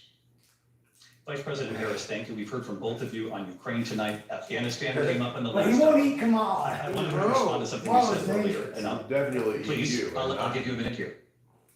Putin would be sitting in Moscow, and he wouldn't have lost 300,000 men and women, but he would have been sitting in Moscow, quiet please, he would have been sitting in Moscow, much happier than he is right now. Kamala keeps trying to But interrupt him. She's eventually, been trying to he's interrupt got him a all thing debate, that even though the other mics are people don't muted. have. He's got nuclear Yeah. weapons. They don't ever talk about that. Got nuclear weapons.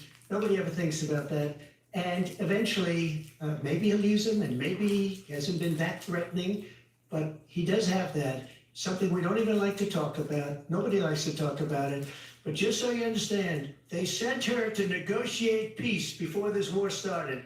3 days later, he went in and he started the war because everything they said was weak and stupid. They said the wrong things. That war should have never started. She was the emissary. They sent her in to negotiate with Zelensky and Putin, and she did. And the war started 3 days later. And that's the kind of talent we have with her. She's worse than Biden. In my opinion, I think he's the worst president in the history of our country. She goes down as the worst vice president in the history of our country. But let me tell you something. She is a horrible negotiator. They sent her in to negotiate. As soon as they left, Putin did the invasion. President Trump, thank you. You did bring up something. You said she went to negotiate with Vladimir Putin. Vice President Harris, have you ever met Vladimir Putin? Can you clarify tonight? Yet again, I said it at the beginning of this debate, you're gonna hear a bunch of lies coming from this fellow. And that is another one. When I went to meet with President Zelensky, I've now met with him over 5 times.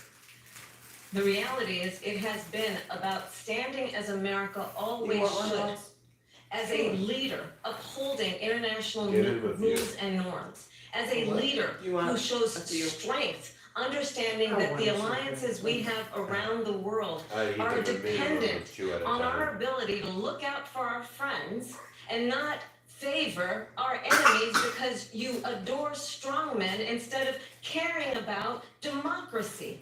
And that is very much what is at stake here. The war is about democracy, is is what the commander-in-chief. Russian-Ukraine war is about. And the American people have a right to rely on a president who understands the significance of America's role and responsibility in terms of ensuring that there is stability and ensuring we stand up for our principles and not sell them for the benefit of personal flattery. You talked about Ukraine and Vladimir Putin. I do want to talk about Afghanistan. It came up in the first hour of this debate. I want to move on to Afghanistan. Said Trump did the most amazing thing I've ever seen. He got these countries, the 28 countries at the time, to pay up. He said, I've never seen, he's the head of NATO. He said, I've never seen, for years we were paying almost all of NATO. We were being ripped off by European nations, both on trade and on NATO. I got them to pay up by saying, one of the statements you made before, if you don't pay, we're not going to protect you. Otherwise, we would have never gotten it. He said it was one of the most incredible jobs that he's ever seen done. Thank you. I want to turn to Afghanistan. It came up in the first hour of the debate, and we witnessed a poignant moment today on Capitol Hill, honoring the soldiers who died in the chaotic withdrawal from Afghanistan. I do want to ask the Vice President, do you believe you bear any responsibility in the way that withdrawal played out? Well, I will tell you, I agreed with President Biden's decision to pull out of Afghanistan. 4 presidents said they would, and Joe Biden did. And as a result, America's taxpayers are not paying the $300 million a day we were paying for that endless war. And as of today, there is not one member of the United States military who is in active duty in a combat zone in any war zone around the world, the first time this century. But let's understand how we got to where we are. Donald Trump, when he was president, negotiated one of the weakest deals you can imagine. He calls himself a deal maker. Even his national security advisor said it was a weak, terrible deal. And here's how it went down. He bypassed the Afghan government. He's wearing an He American flag negotiated on top, directly and with she's a wearing a terrorist golden organization flag called the on top. Taliban. The negotiation involved the Taliban getting 5,000 Taliban terrorists released. And get this, and the president at the time invited the Taliban to Camp David, a place of storied significance for us as Americans, a place where we honor the importance of American diplomacy, where we invite and receive respected world leaders.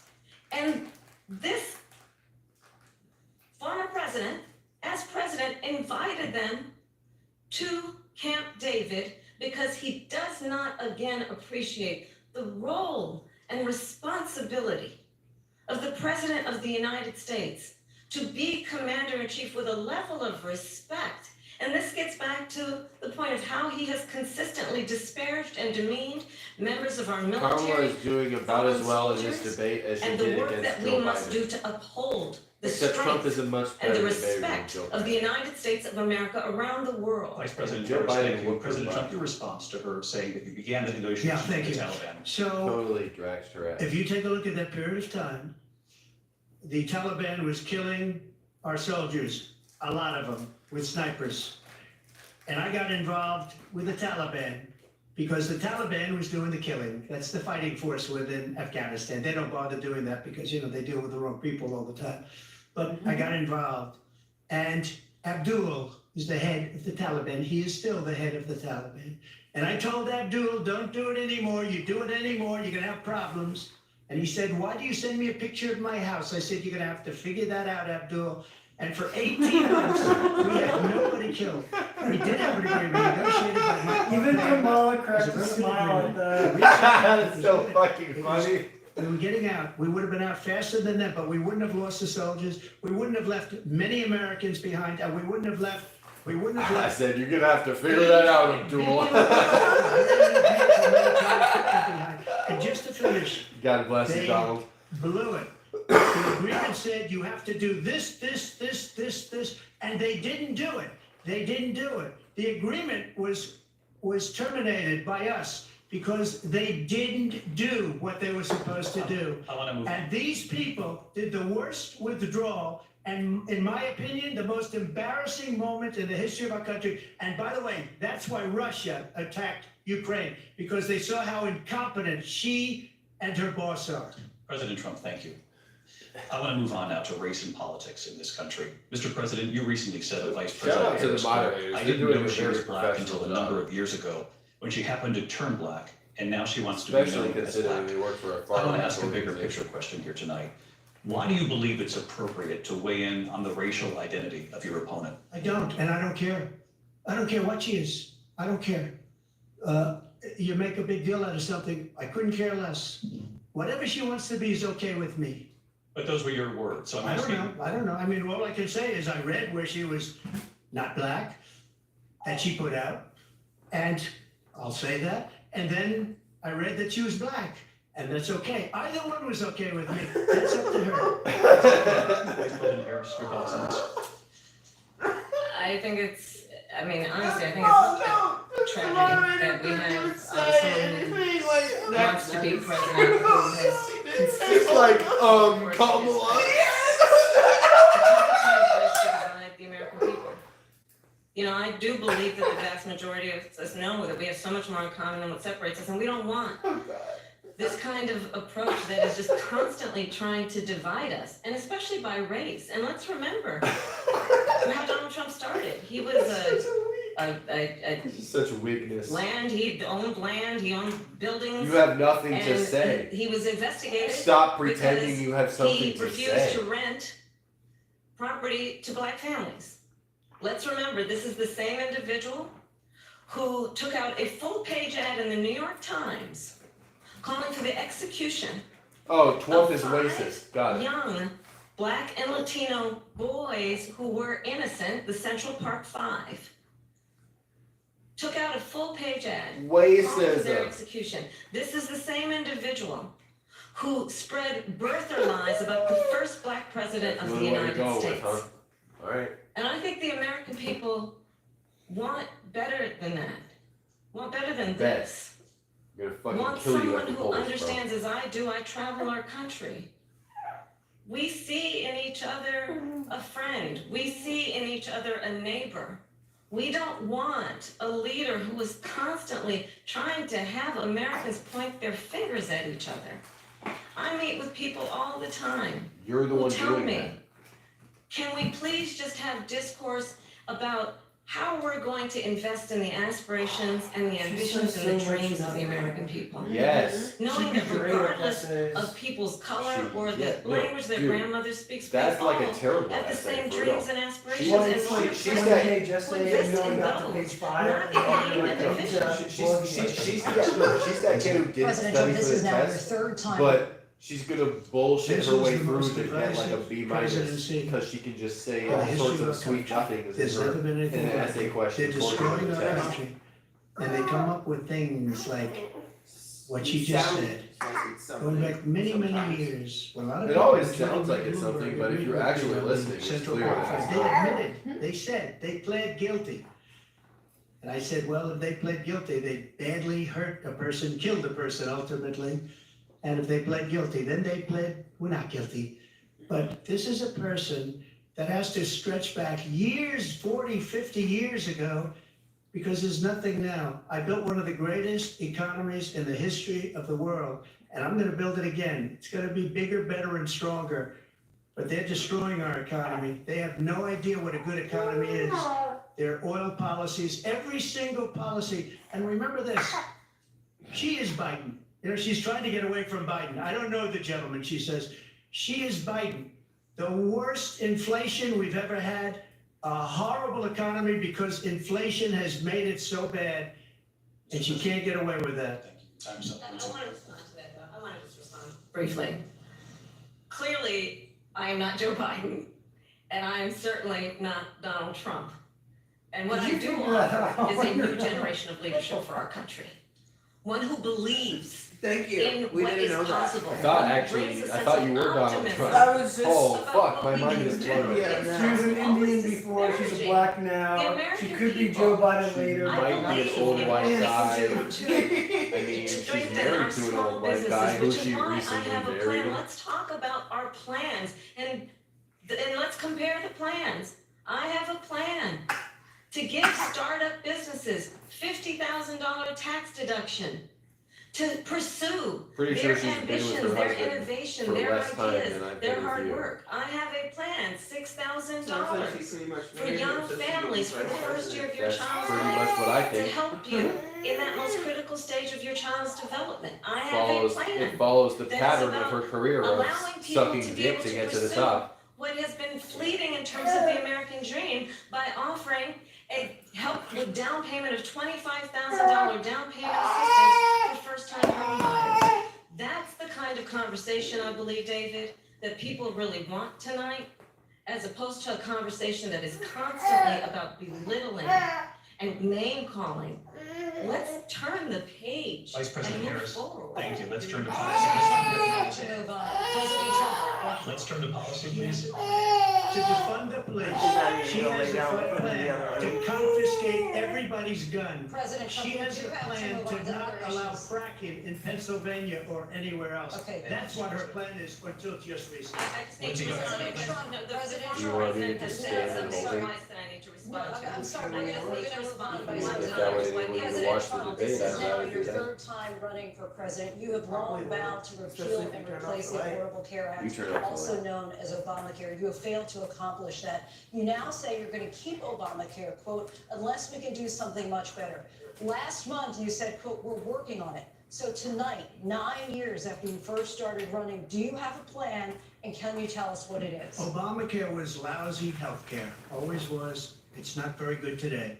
And what I said, that if we come up with something, and we are working on things, we're gonna do it and we're gonna replace it. But remember this, I inherited Obamacare because Democrats wouldn't change it. They wouldn't vote for it.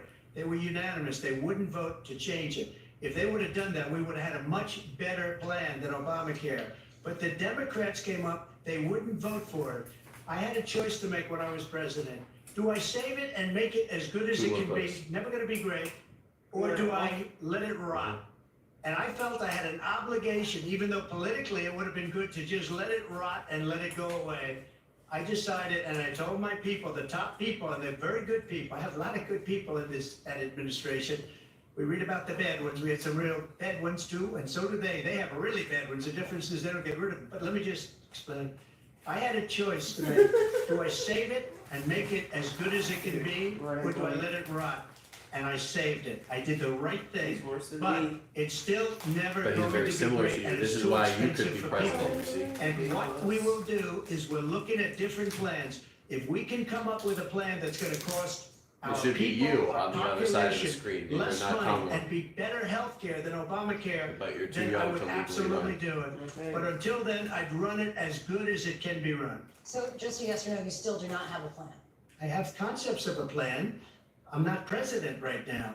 But if we come up with something, I would only change it if we come up with something that's better and less expensive. And there are concepts and options we have to do that. And you'll be hearing about it in the not too distant future. Vice President Harris, in 2017, you supported Bernie Sanders' proposal to do away with private insurance and create a government-run healthcare system. 2 years later, you proposed a plan that included a private insurance option. What is your plan today? Well, first of all, I absolutely support, and over the last 4 years as vice president, private healthcare options. But what we need to do is maintain and grow the Affordable Care Act. But I'll get to that, Lindsay. I just need to respond to a previous point that the former president has made. I've made very clear my position on fracking. And then this business about taking everyone's guns away, Tim Walz and I are both gun owners. We're not taking anybody's guns away, so stop with the continuous lying about this stuff. Oh, you fucking lying. As it relates to the Affordable Care Act, understand, just look at the history to know where people stand. When Donald Trump was president, 60 times he tried to get rid of the Affordable Care Act. 60 times. I was a senator at the time when I will never forget the early morning hours when it was up for a vote in the United States Senate. And the late, great John McCain, who you had disparaged as being, you don't like him, you said at the time, because he got caught. He was an American hero. The late, great John McCain, I will never forget that night, walked onto the Senate floor and said, no, you don't. No, you don't. No, you don't get rid of the Affordable Care Act. You have no plan. And what the Affordable Care Act has done is eliminate the ability of insurance companies to deny people with pre-existing conditions. I don't have to tell people watching He didn't tonight, you agree remember with what you. that He was did like? that just because he fucking hates Remember when Trump. an insurance company could deny if a child had asthma, if someone was a breast cancer survivor, if a grandparent had diabetes? And thankfully, as I've been vice president and we over the last 4 years have strengthened the Affordable Care Act, we have allowed for the first time Medicare to negotiate drug prices on behalf of you, the American people. Donald Trump said he was going to allow Medicare to negotiate drug prices. He never did. We did. And now we have capped the cost of insulin at $35 a month. Since I've been vice president, we have capped the cost of prescription medication for seniors at $2,000 a year. And when I am president, we will do that for all people, understanding that the value I bring to this is that access to health care should be a right and not just a privilege of those who can afford it. And the plan has to be to strengthen the Affordable Care Act, not get rid of it, pass this poll up in terms of where Donald Trump stands on I that. want to move to an issue that's important for a You lot made a of mistake. And number one, John McCain fought Obamacare for 10 years. But it wasn't only him. It were all of the Democrats that kept it going. And you know what? We can do much better than Obamacare, much less money. But she won't improve private insurance for people, private medical insurance.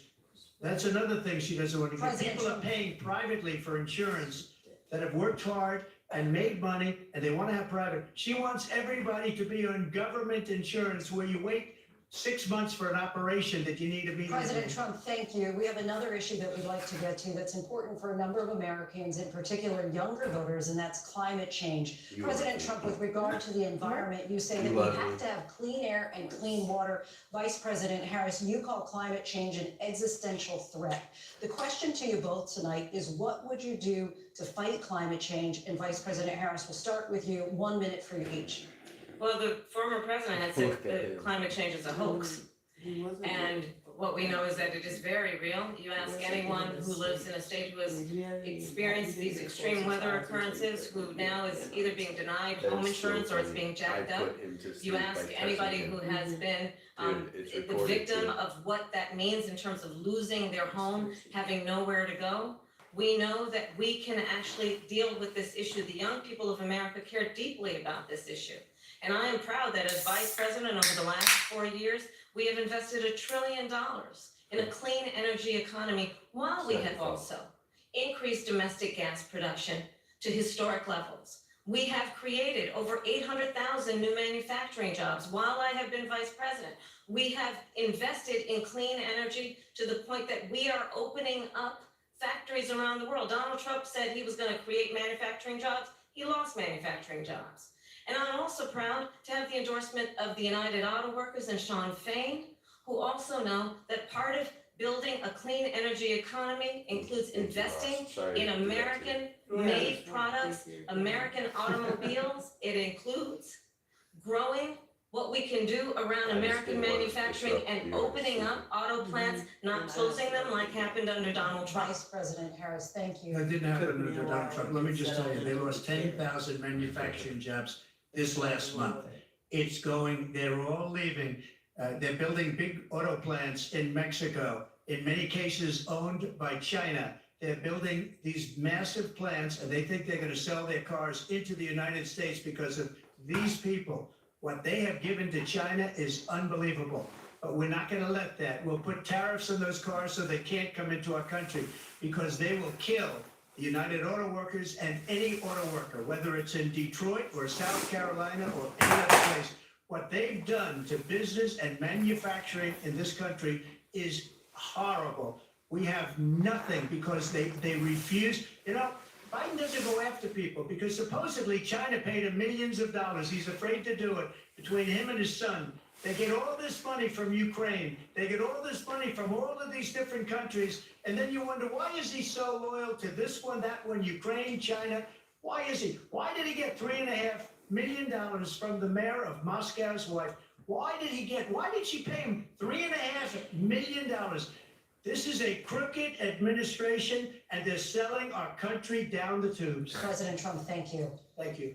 We'll be right back with closing statements from both of our candidates. An historic night, this ABC News presidential debate from Philadelphia. Back over.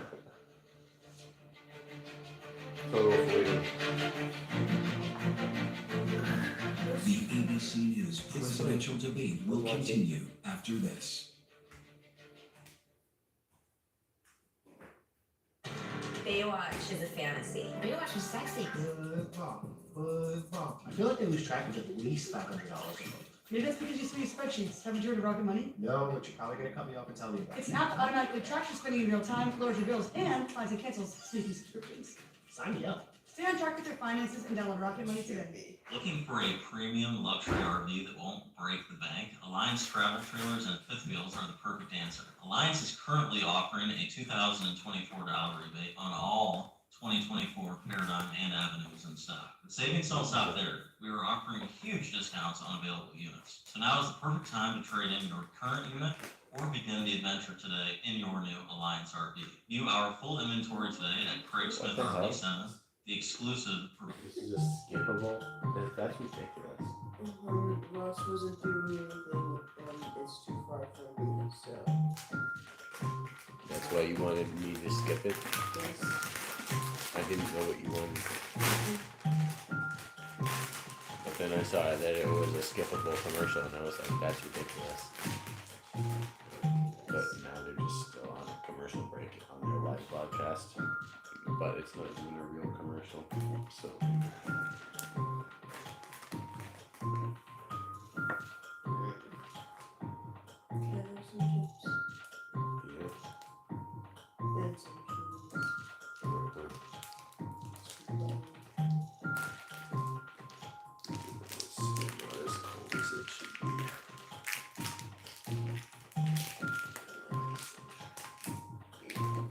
What did you say? Nothing.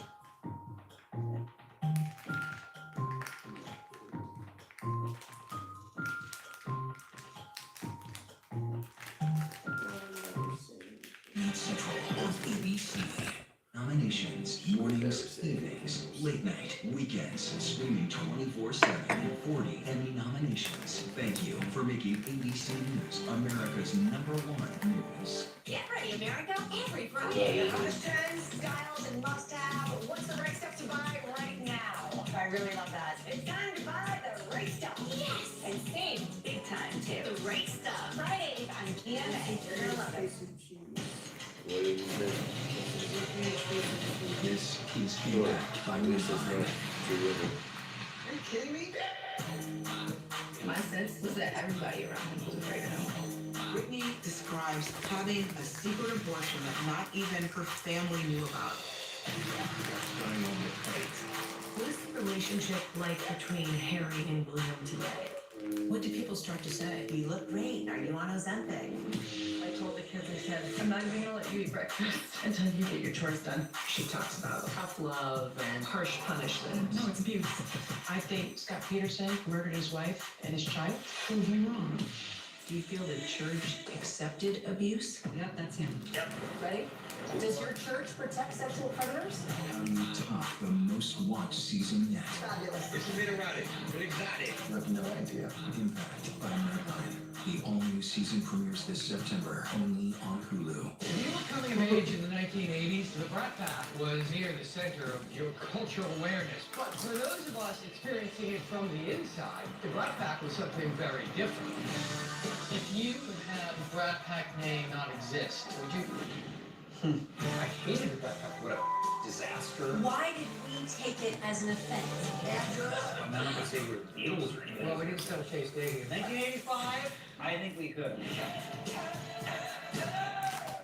Let's go. We are heading into the unknown. Oh my gosh. We just saw where no one has seen before. It doesn't get any more cutting edge than this.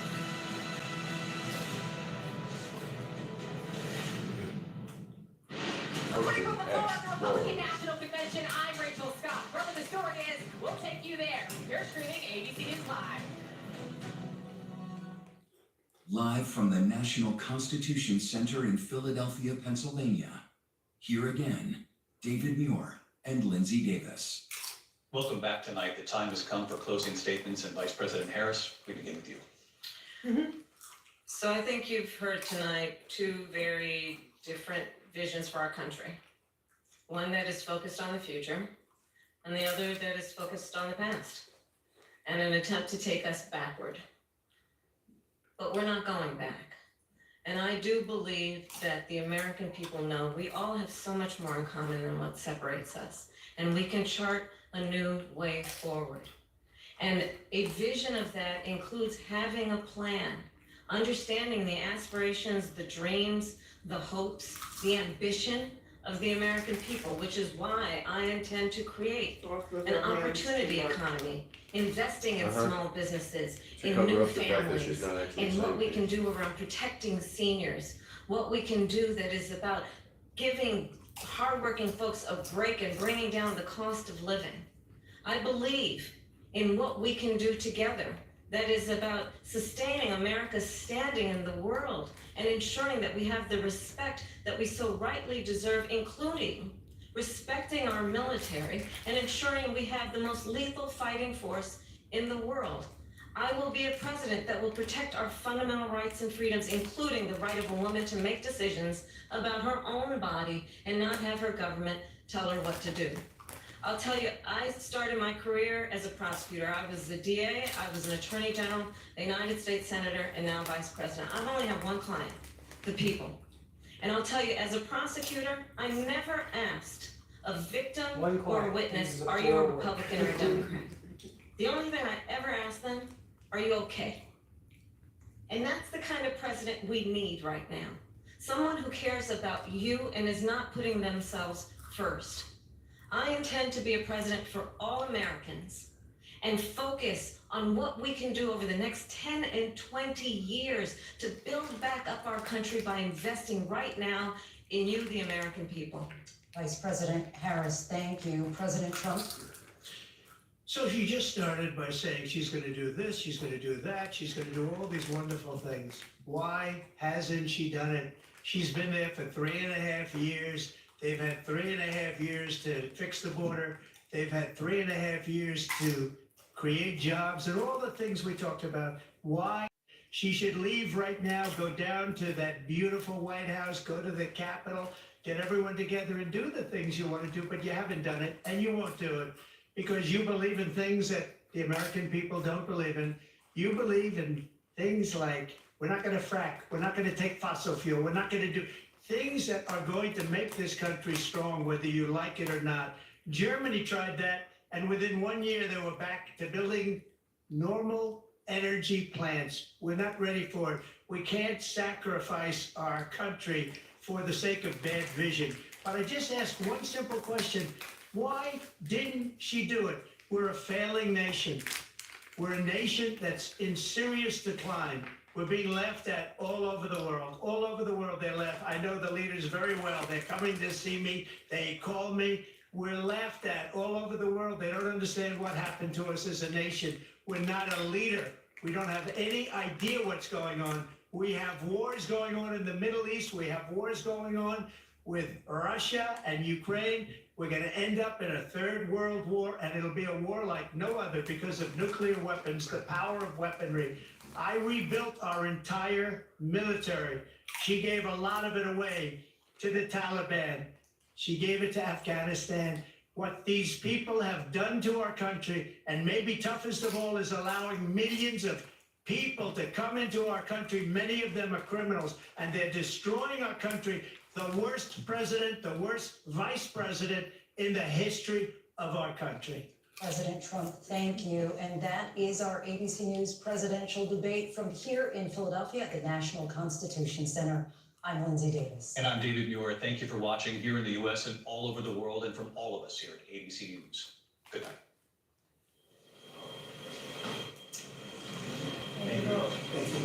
And we are here live on ABC with our post-debate comments. I'm Martha Raddatz. It was a lively debate from the economy to abortion to Afghanistan. They had it all, and it was historic. John Carl, fiery. Wow. Wow. That was quite a debate. And I'm Jonathan Carl here with, of course, Mary Bruce and Rachel Scott. Our reporters across the news division have been updating our live blog, looking at some of the allegations made back and forth, doing fact checks. You can find all of that on abcnews.com. But I would like to replay the moment at the very start of this debate, because it was quite a moment. The handshake. And if you look, It's a big day. Thank you. I mean, quite a moment, first of all, because we hadn't seen a handshake. We haven't seen a handshake in a long time. Initiated that. And Yeah, not only did she initiate it, she walked over to him and sought him out, put hands out, and also made the first call. And probably had a plan if he hadn't put his hand out. Interesting. So Martha, bottom line, Bridget. I think clearly what Kamala Harris wanted to do was be the candidate of hope, the candidate of the future. Donald Trump seemed angry within 4 minutes. I think we saw him going from very serious at the beginning, never really seemed to look at her, to just angry. I mean, really yelling at some points, trying to make his points. I don't think we heard a lot of policy and plans on either side of that, despite those questions over and over again. But what you had was that optic. You had Kamala Harris looking over, baiting him again and again and again. The microphones were muted when they weren't speaking, but many times she didn't need a microphone. You watched Donald Trump get mad and scowl through things. And, you know, John, we were all talking leading up to this about how this would go, what Donald Trump you would see. I think he had a plan for talking about what he saw as the next term, but then he was talking about rumors about people eating their neighbors' pets. So he really devolved into that. I mean, look, Kamala Harris didn't really explain some of the big questions that were out there about why she changed her policy views on so many things. Part of the reason is Donald Trump really was not effective in bringing the debate to her. I agree with you. I think that he looked not just angry, but also rattled.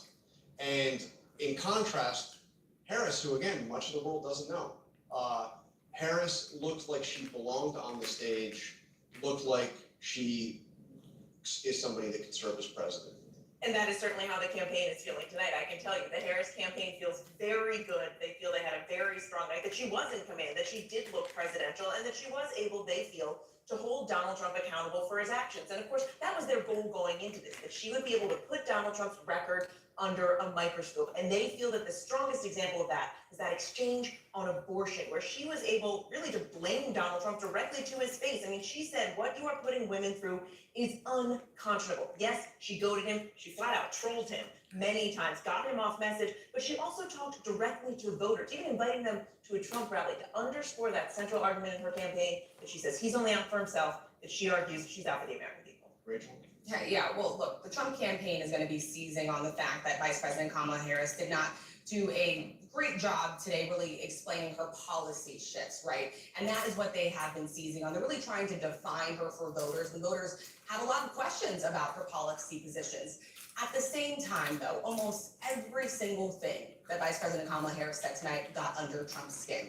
And that is exactly what his allies and his advisors did not want to see. I can tell you, I do not think that part of Donald Trump's debate prep was people eating dogs in Springfield or comparing rally sizes. They wanted him to stay focused on the issues. 4 out of 4 especially the people ones on that the he has an edge on Harris, post-debate economy and panel are You fucking you wanna go to Democrats. Donald Trump's That's stage, interesting. you question the people at his rallies, and that was something else. Martha, you have? I have with us right now Governor Tim Walz, of course, the Democratic vice presidential candidate. Welcome, Governor Walz. How are you feeling? What's your reaction to the debate tonight? Martha, I'm feeling great because what I knew, and I think so many knew, and now many Americans know, is you saw a president for all America in Kamala Harris. You saw the confidence, you saw the vision, you saw the poise, and you saw the compassion for people, understanding she spoke about an economy that moves us forward, moves all of us forward, lets everybody be a part of it. And she continued to lay that out, Not whether it's doing a very reproductive freedom, good or job how we start convincing small me that you're businesses, not or making communists home with all ownership this easier. fucking bullshit. On the other side, you saw a nearly 80-year-old Donald Trump, angry, unhinged, and as you've been discussing, talking about things that are deeply concerning because they make no impact on the American public. He shouldn't be anywhere near the White House. And I have to tell you, if it weren't so dangerous, it reminds you of an old man yelling at the clouds. That was his thing, get off my yard. I contrast that with the place Harris laying out the question for everyone. So I think the country can see what happened tonight. We'll keep pushing forward. That's the way that the country wants to see our politics be. She laid it out clearly. Donald Trump brought nothing tonight. Anger, resentment. Governor Walz, I do want to ask you, she did not answer questions on abortion restrictions. She never really answered that question. Can you clear that up where the Harris-Walz ticket stands on that? Certainly, you couldn't get any different than this. The reinstitution of Roe versus Wade, what was the law of the land for 52 years, you saw this in there. And him pushing back to the state, she's exactly right. There's people like Amanda in Texas, which everybody saw on the stage in Chicago, nearly bleeding out, having sepsis twice because she can't get the care. She's been absolutely clear on this. Everything Donald Trump said, that is untrue. The clarity of this is Roe. When you have Roe, you have the protections in place where women make their own decisions with their healthcare providers, not Donald Trump. Okay, thanks so very much for joining us, Governor Walz. John? And we have the other side of the ticket. We have Senator J.D. Vance, Donald Trump's running mate, joining us now. Senator Vance, thank you for joining us. Thanks, Sean. I appreciate it. So I want to get to one part of the debate where you came up. Donald Trump was asked if he would veto a national abortion ban. He didn't answer the question, suggested, I guess, that he wouldn't. And then it was pointed out that you, in fact, said not that long ago that he would veto a national abortion ban. Can you explain the mix-up here?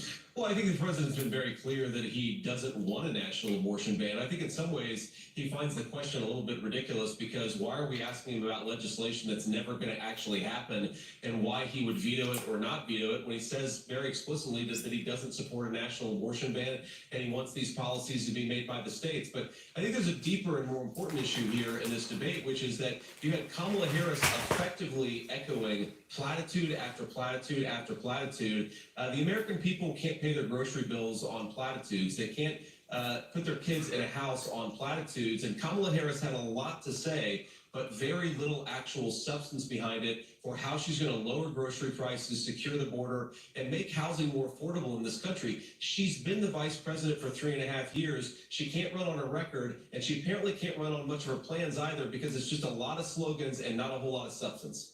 But Senator Vance, why won't he just say that he would veto the national abortion ban? And by the way, had you spoken to him about it before you weren't put in a position to answer that question? No, I hadn't spoken to him about it because, again, Donald Trump thinks the question is absurd because he doesn't support a national abortion ban, and he's been explicit about it. And, John, I think that it's so preposterous for the media to focus so much on an issue where Donald Trump has been crystal clear and not on the fact that people can't afford groceries and housing because of Kamala Harris's policies. This election is actually quite simple, and Kamala Harris and apparently the media would like to distract Americans on issues, by the way, that Donald Trump's been crystal clear about. but they're not talking nearly enough. This debate didn't talk nearly enough about the fact that Americans are struggling because they can't afford groceries, they can't afford housing, and a lot of their kids are dying of fentanyl overdoses because Kamala Harris has let the Mexican drug cartels take over the southern border. This is a disgrace what's going on in our country, John, and we could do so much better if we just had better leadership. We've got the best workers, the most beautiful country, the best natural resources, but Kamala Harris's leadership is squandering the great benefits of this country. It's why we've got to get back to Donald Trump's leadership. Senator, by the way, I asked because he hadn't been crystal clear and he said something different than what you said. That's why I was seeking clarification. But let me ask you about this for just very quickly. I heard Donald Trump before this debate describe Kamala Harris as, I'll just read a few of them, a low IQ individual, somebody who doesn't have the mental capacity to be president, really dumb, unable to put two sentences together. Is that what we saw on the stage tonight? John, what I saw was a lot of slogans. I think the American people are smart, and Kamala Harris talks to them like they're children. She repeats these ridiculous platitudes where if you actually think about what she said, you realize that it doesn't make any sense. She talks a lot about her plans, but then her plans, when you analyze the substance, don't make any sense. And more importantly, John, the American people don't get fed on plans. She has been the vice president for 3.5 years. What she can't do, refuses to do, and has no ability to do is to say, I accomplished lower prices because she didn't, or I accomplished lower housing prices because she didn't, or I secured the southern border because she didn't do that. She has failed as vice president, and the fundamental question is, do we want to give her a promotion? I think the answer has to be no, John. All right, Senator Vance, thank you for joining us. Mary. One thing both sides can agree on, this was a consequential night in this race. More reaction when we come back. Stay with us.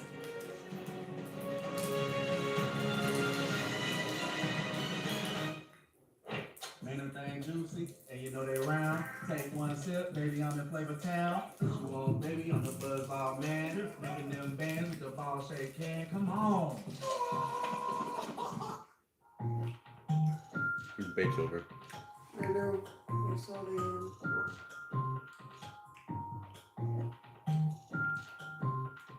You look like you're absolutely asleep. I'm very tired. Yes, yes.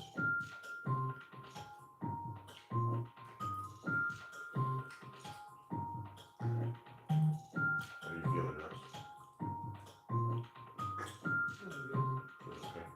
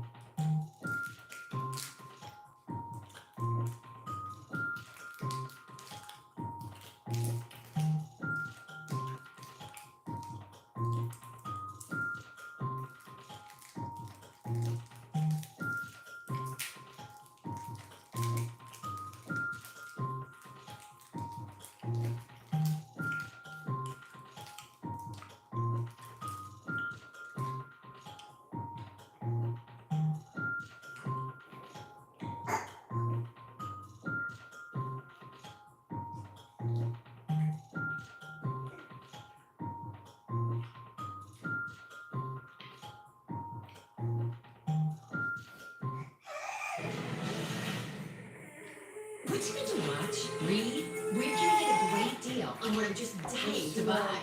Oh, it's all right here. GMA Light. All the exclusive and buzziest celebrity good stuff. Deals and steals with amazing savings and the coolest lifestyle tips from Good Morning America. I love that so much. GMA Light. Streaming weekends on ABC News Live. Your weekend just got a little better with GMA Light. Traveling with the president in Paris, I'm Mary Bruce. Wherever the story is, we'll take you there. You're streaming ABC News Live. This prints business cards, but we also print these and those. And a great letter. We carry your brand on everything, so that's everything.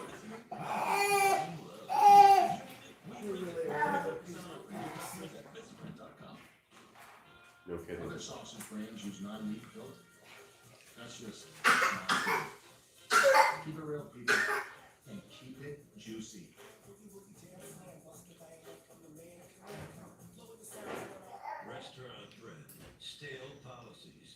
Cheddar Bay 2024 is here to clean up the crumbs. Come in now for a chance to win 4 years of free Red Lobster. Because one bite can unite all parties, at least for dinner. Midstate Home Services. Winter is here and your heating costs are on the rise. Our insulation, air sealing, and duct sealing is designed to keep the outside air outside. Call Midstate Home Services today, your local experts in attic insulation. One for a killer and the Hulu.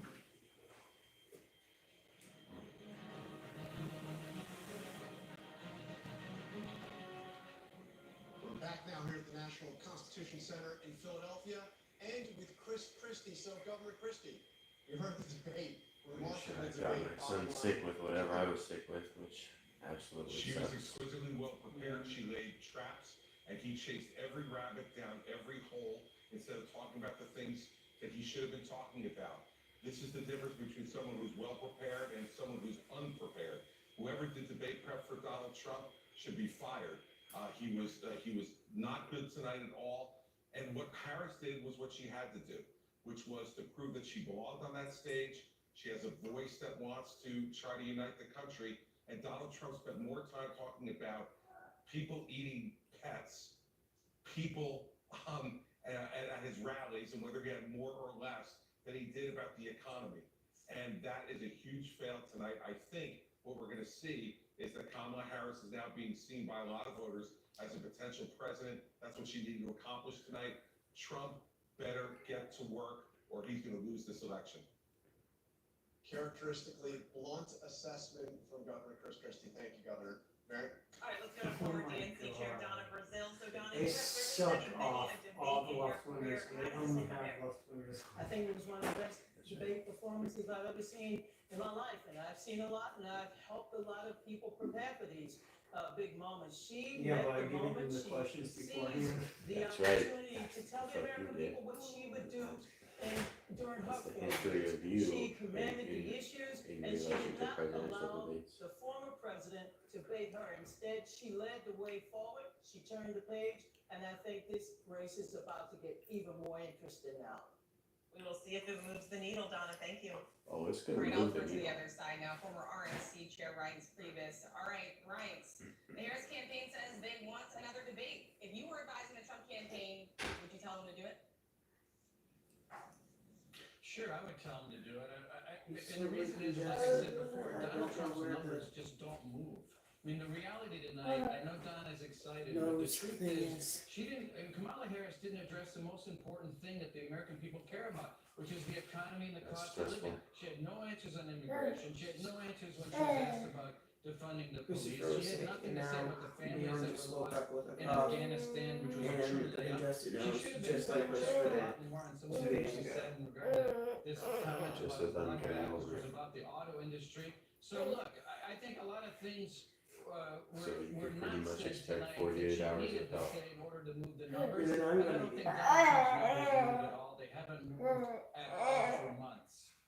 Reince Priebus, Donna Brazile, both, thank you. All right, well, I gotta say, again, what a incredible debate, consequential debate, no doubt. I don't know. And I'm pretty sure I got it from my job. I don't know how many persuadable voters are actually out there. That's what they think anyway. Kamala Harris had a chance here to introduce herself to the country, to people who know who she is, don't know where she stands. Now, you could debate how much she did in terms of the specifics of where she stands, but she stood up there, and I think it was very significant to hear Chris Christie say that she acted like, she seemed like she belonged. Exactly, and Chris By was the way, clearly that cheese is impressed with trash that. for real, But because it's not to the your one from point, Kroger. John, what matters is Certainly really what should. the voters What'd you say. say? Kamala Harris was hurling things What? against Donald It's Trump. really and she's been good. convicted The of cheese? January 6th, Yeah, and it is. everything else she could throw. Tastes at like him. plastic. But in the end, right now, he is tied with Kamala Harris. Does this change anything? We've all seen debates where people are very proud of what they did. Hillary Clinton thought she won that debate, many debates in 2016, and she didn't win. So you have to be very careful, and it's very important to see what the voters think. And look, the Harris campaign certainly thinks that they were, they put him on the defensive. They are going to keep getting out and making this message. She's going to be out there in those critical battlegrounds again later this week. They're still optimistic. They want that second debate. As Rachel said, the message from the campaign tonight, Vice President President Harris is ready for a second debate. They're looking for one in October. They say, is Donald Trump, question mark. One last go of him to end the night. That is something else. I did not predict that. Bottom line, voters out there want a change. That's what the polls say. And both of these candidates really trying to present themselves as the agent of change. We'll have to see in the polls who did the most effective job of doing that tonight. We will see. All right, that is it for us here in Philadelphia. A night to remember for sure. Our race for the White House post-debate coverage continues on ABC News Live, Disney+, Hulu, and anywhere else you stream live news. And your local news is next.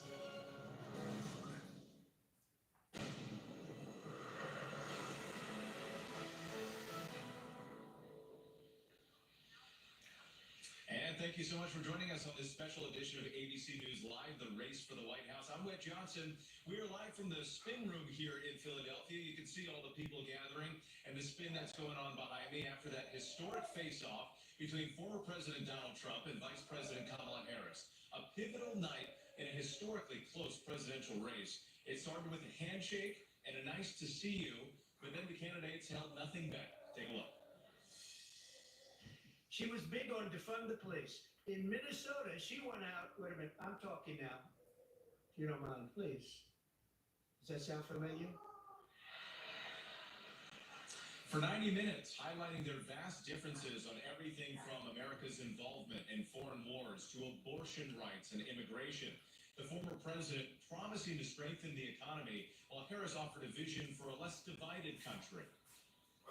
We see in each other a friend. We see in each other a neighbor.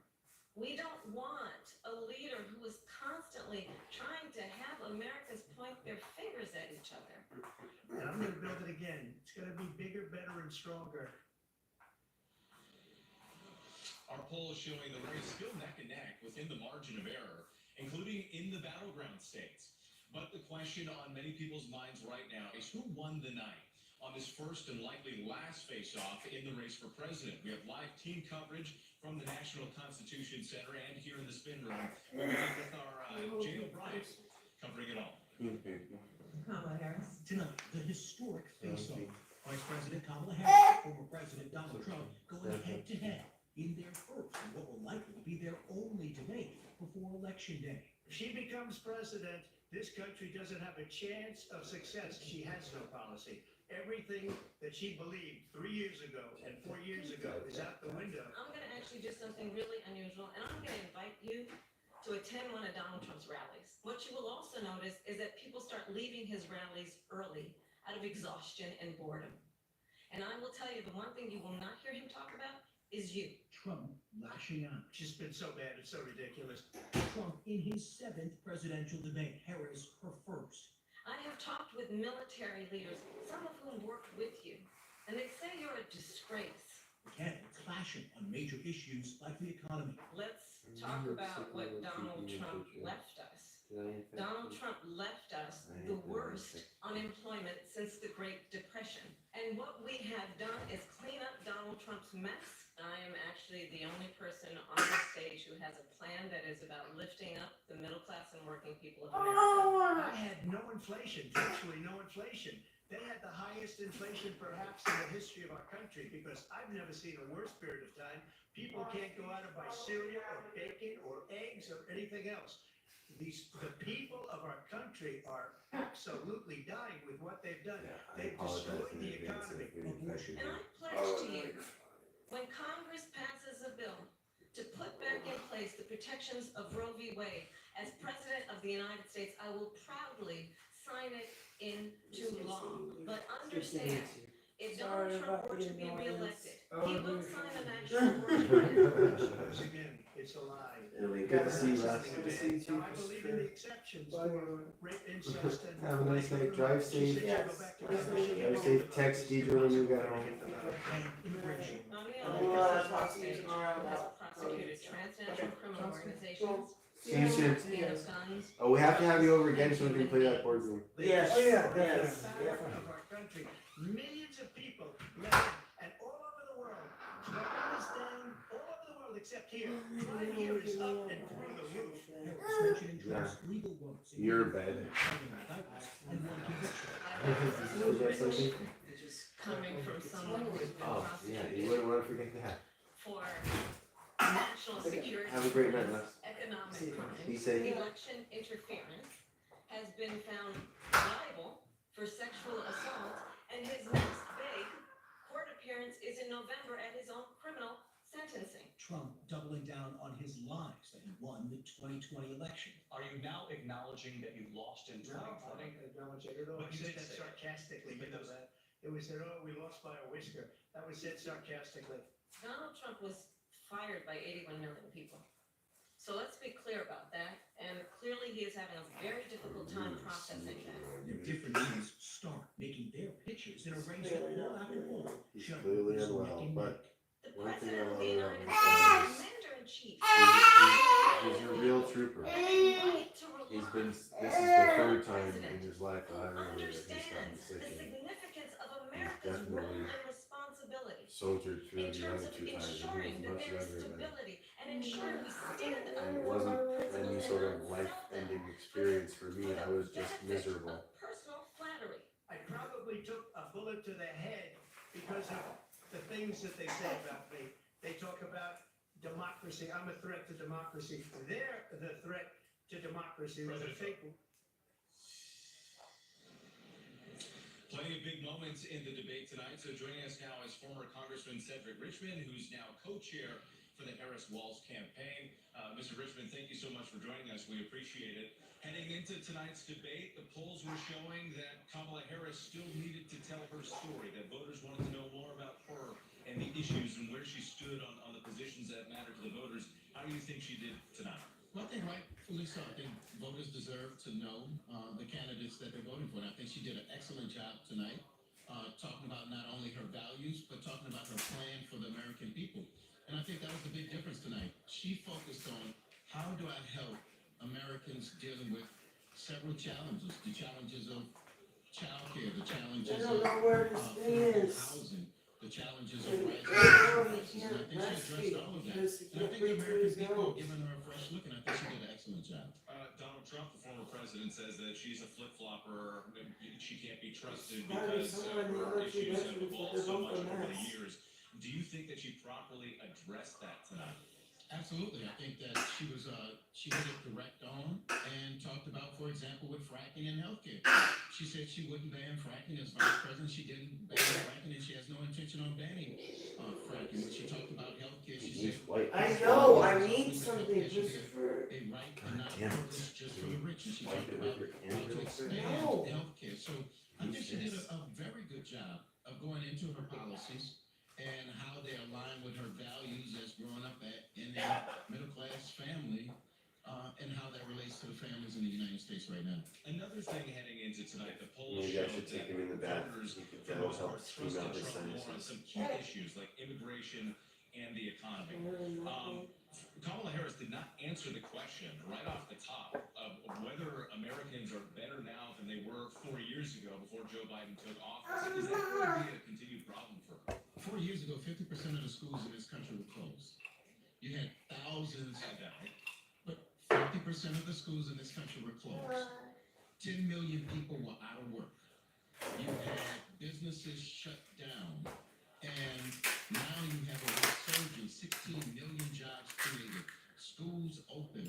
So I think what the vice president was doing, and she did a good job of doing, was articulating where we started, where we are now, and what her plans and how it would chart a new way forward. And I think she did a good job of that. I want to go ahead and take a listen to a clip here that we prepared. This is the candidates talking about each other's policies. I don't say her because she has. Can you, no like, policy. not have me Everything on camera? that she believed Oh, 3 yeah. years ago and 4 Stream is years over. ago is out the window. She's going to my philosophy now. In fact, I was going to send her a MAGA hat. Are you sure you want to stop streaming? So Yes. again, to that same narrative here,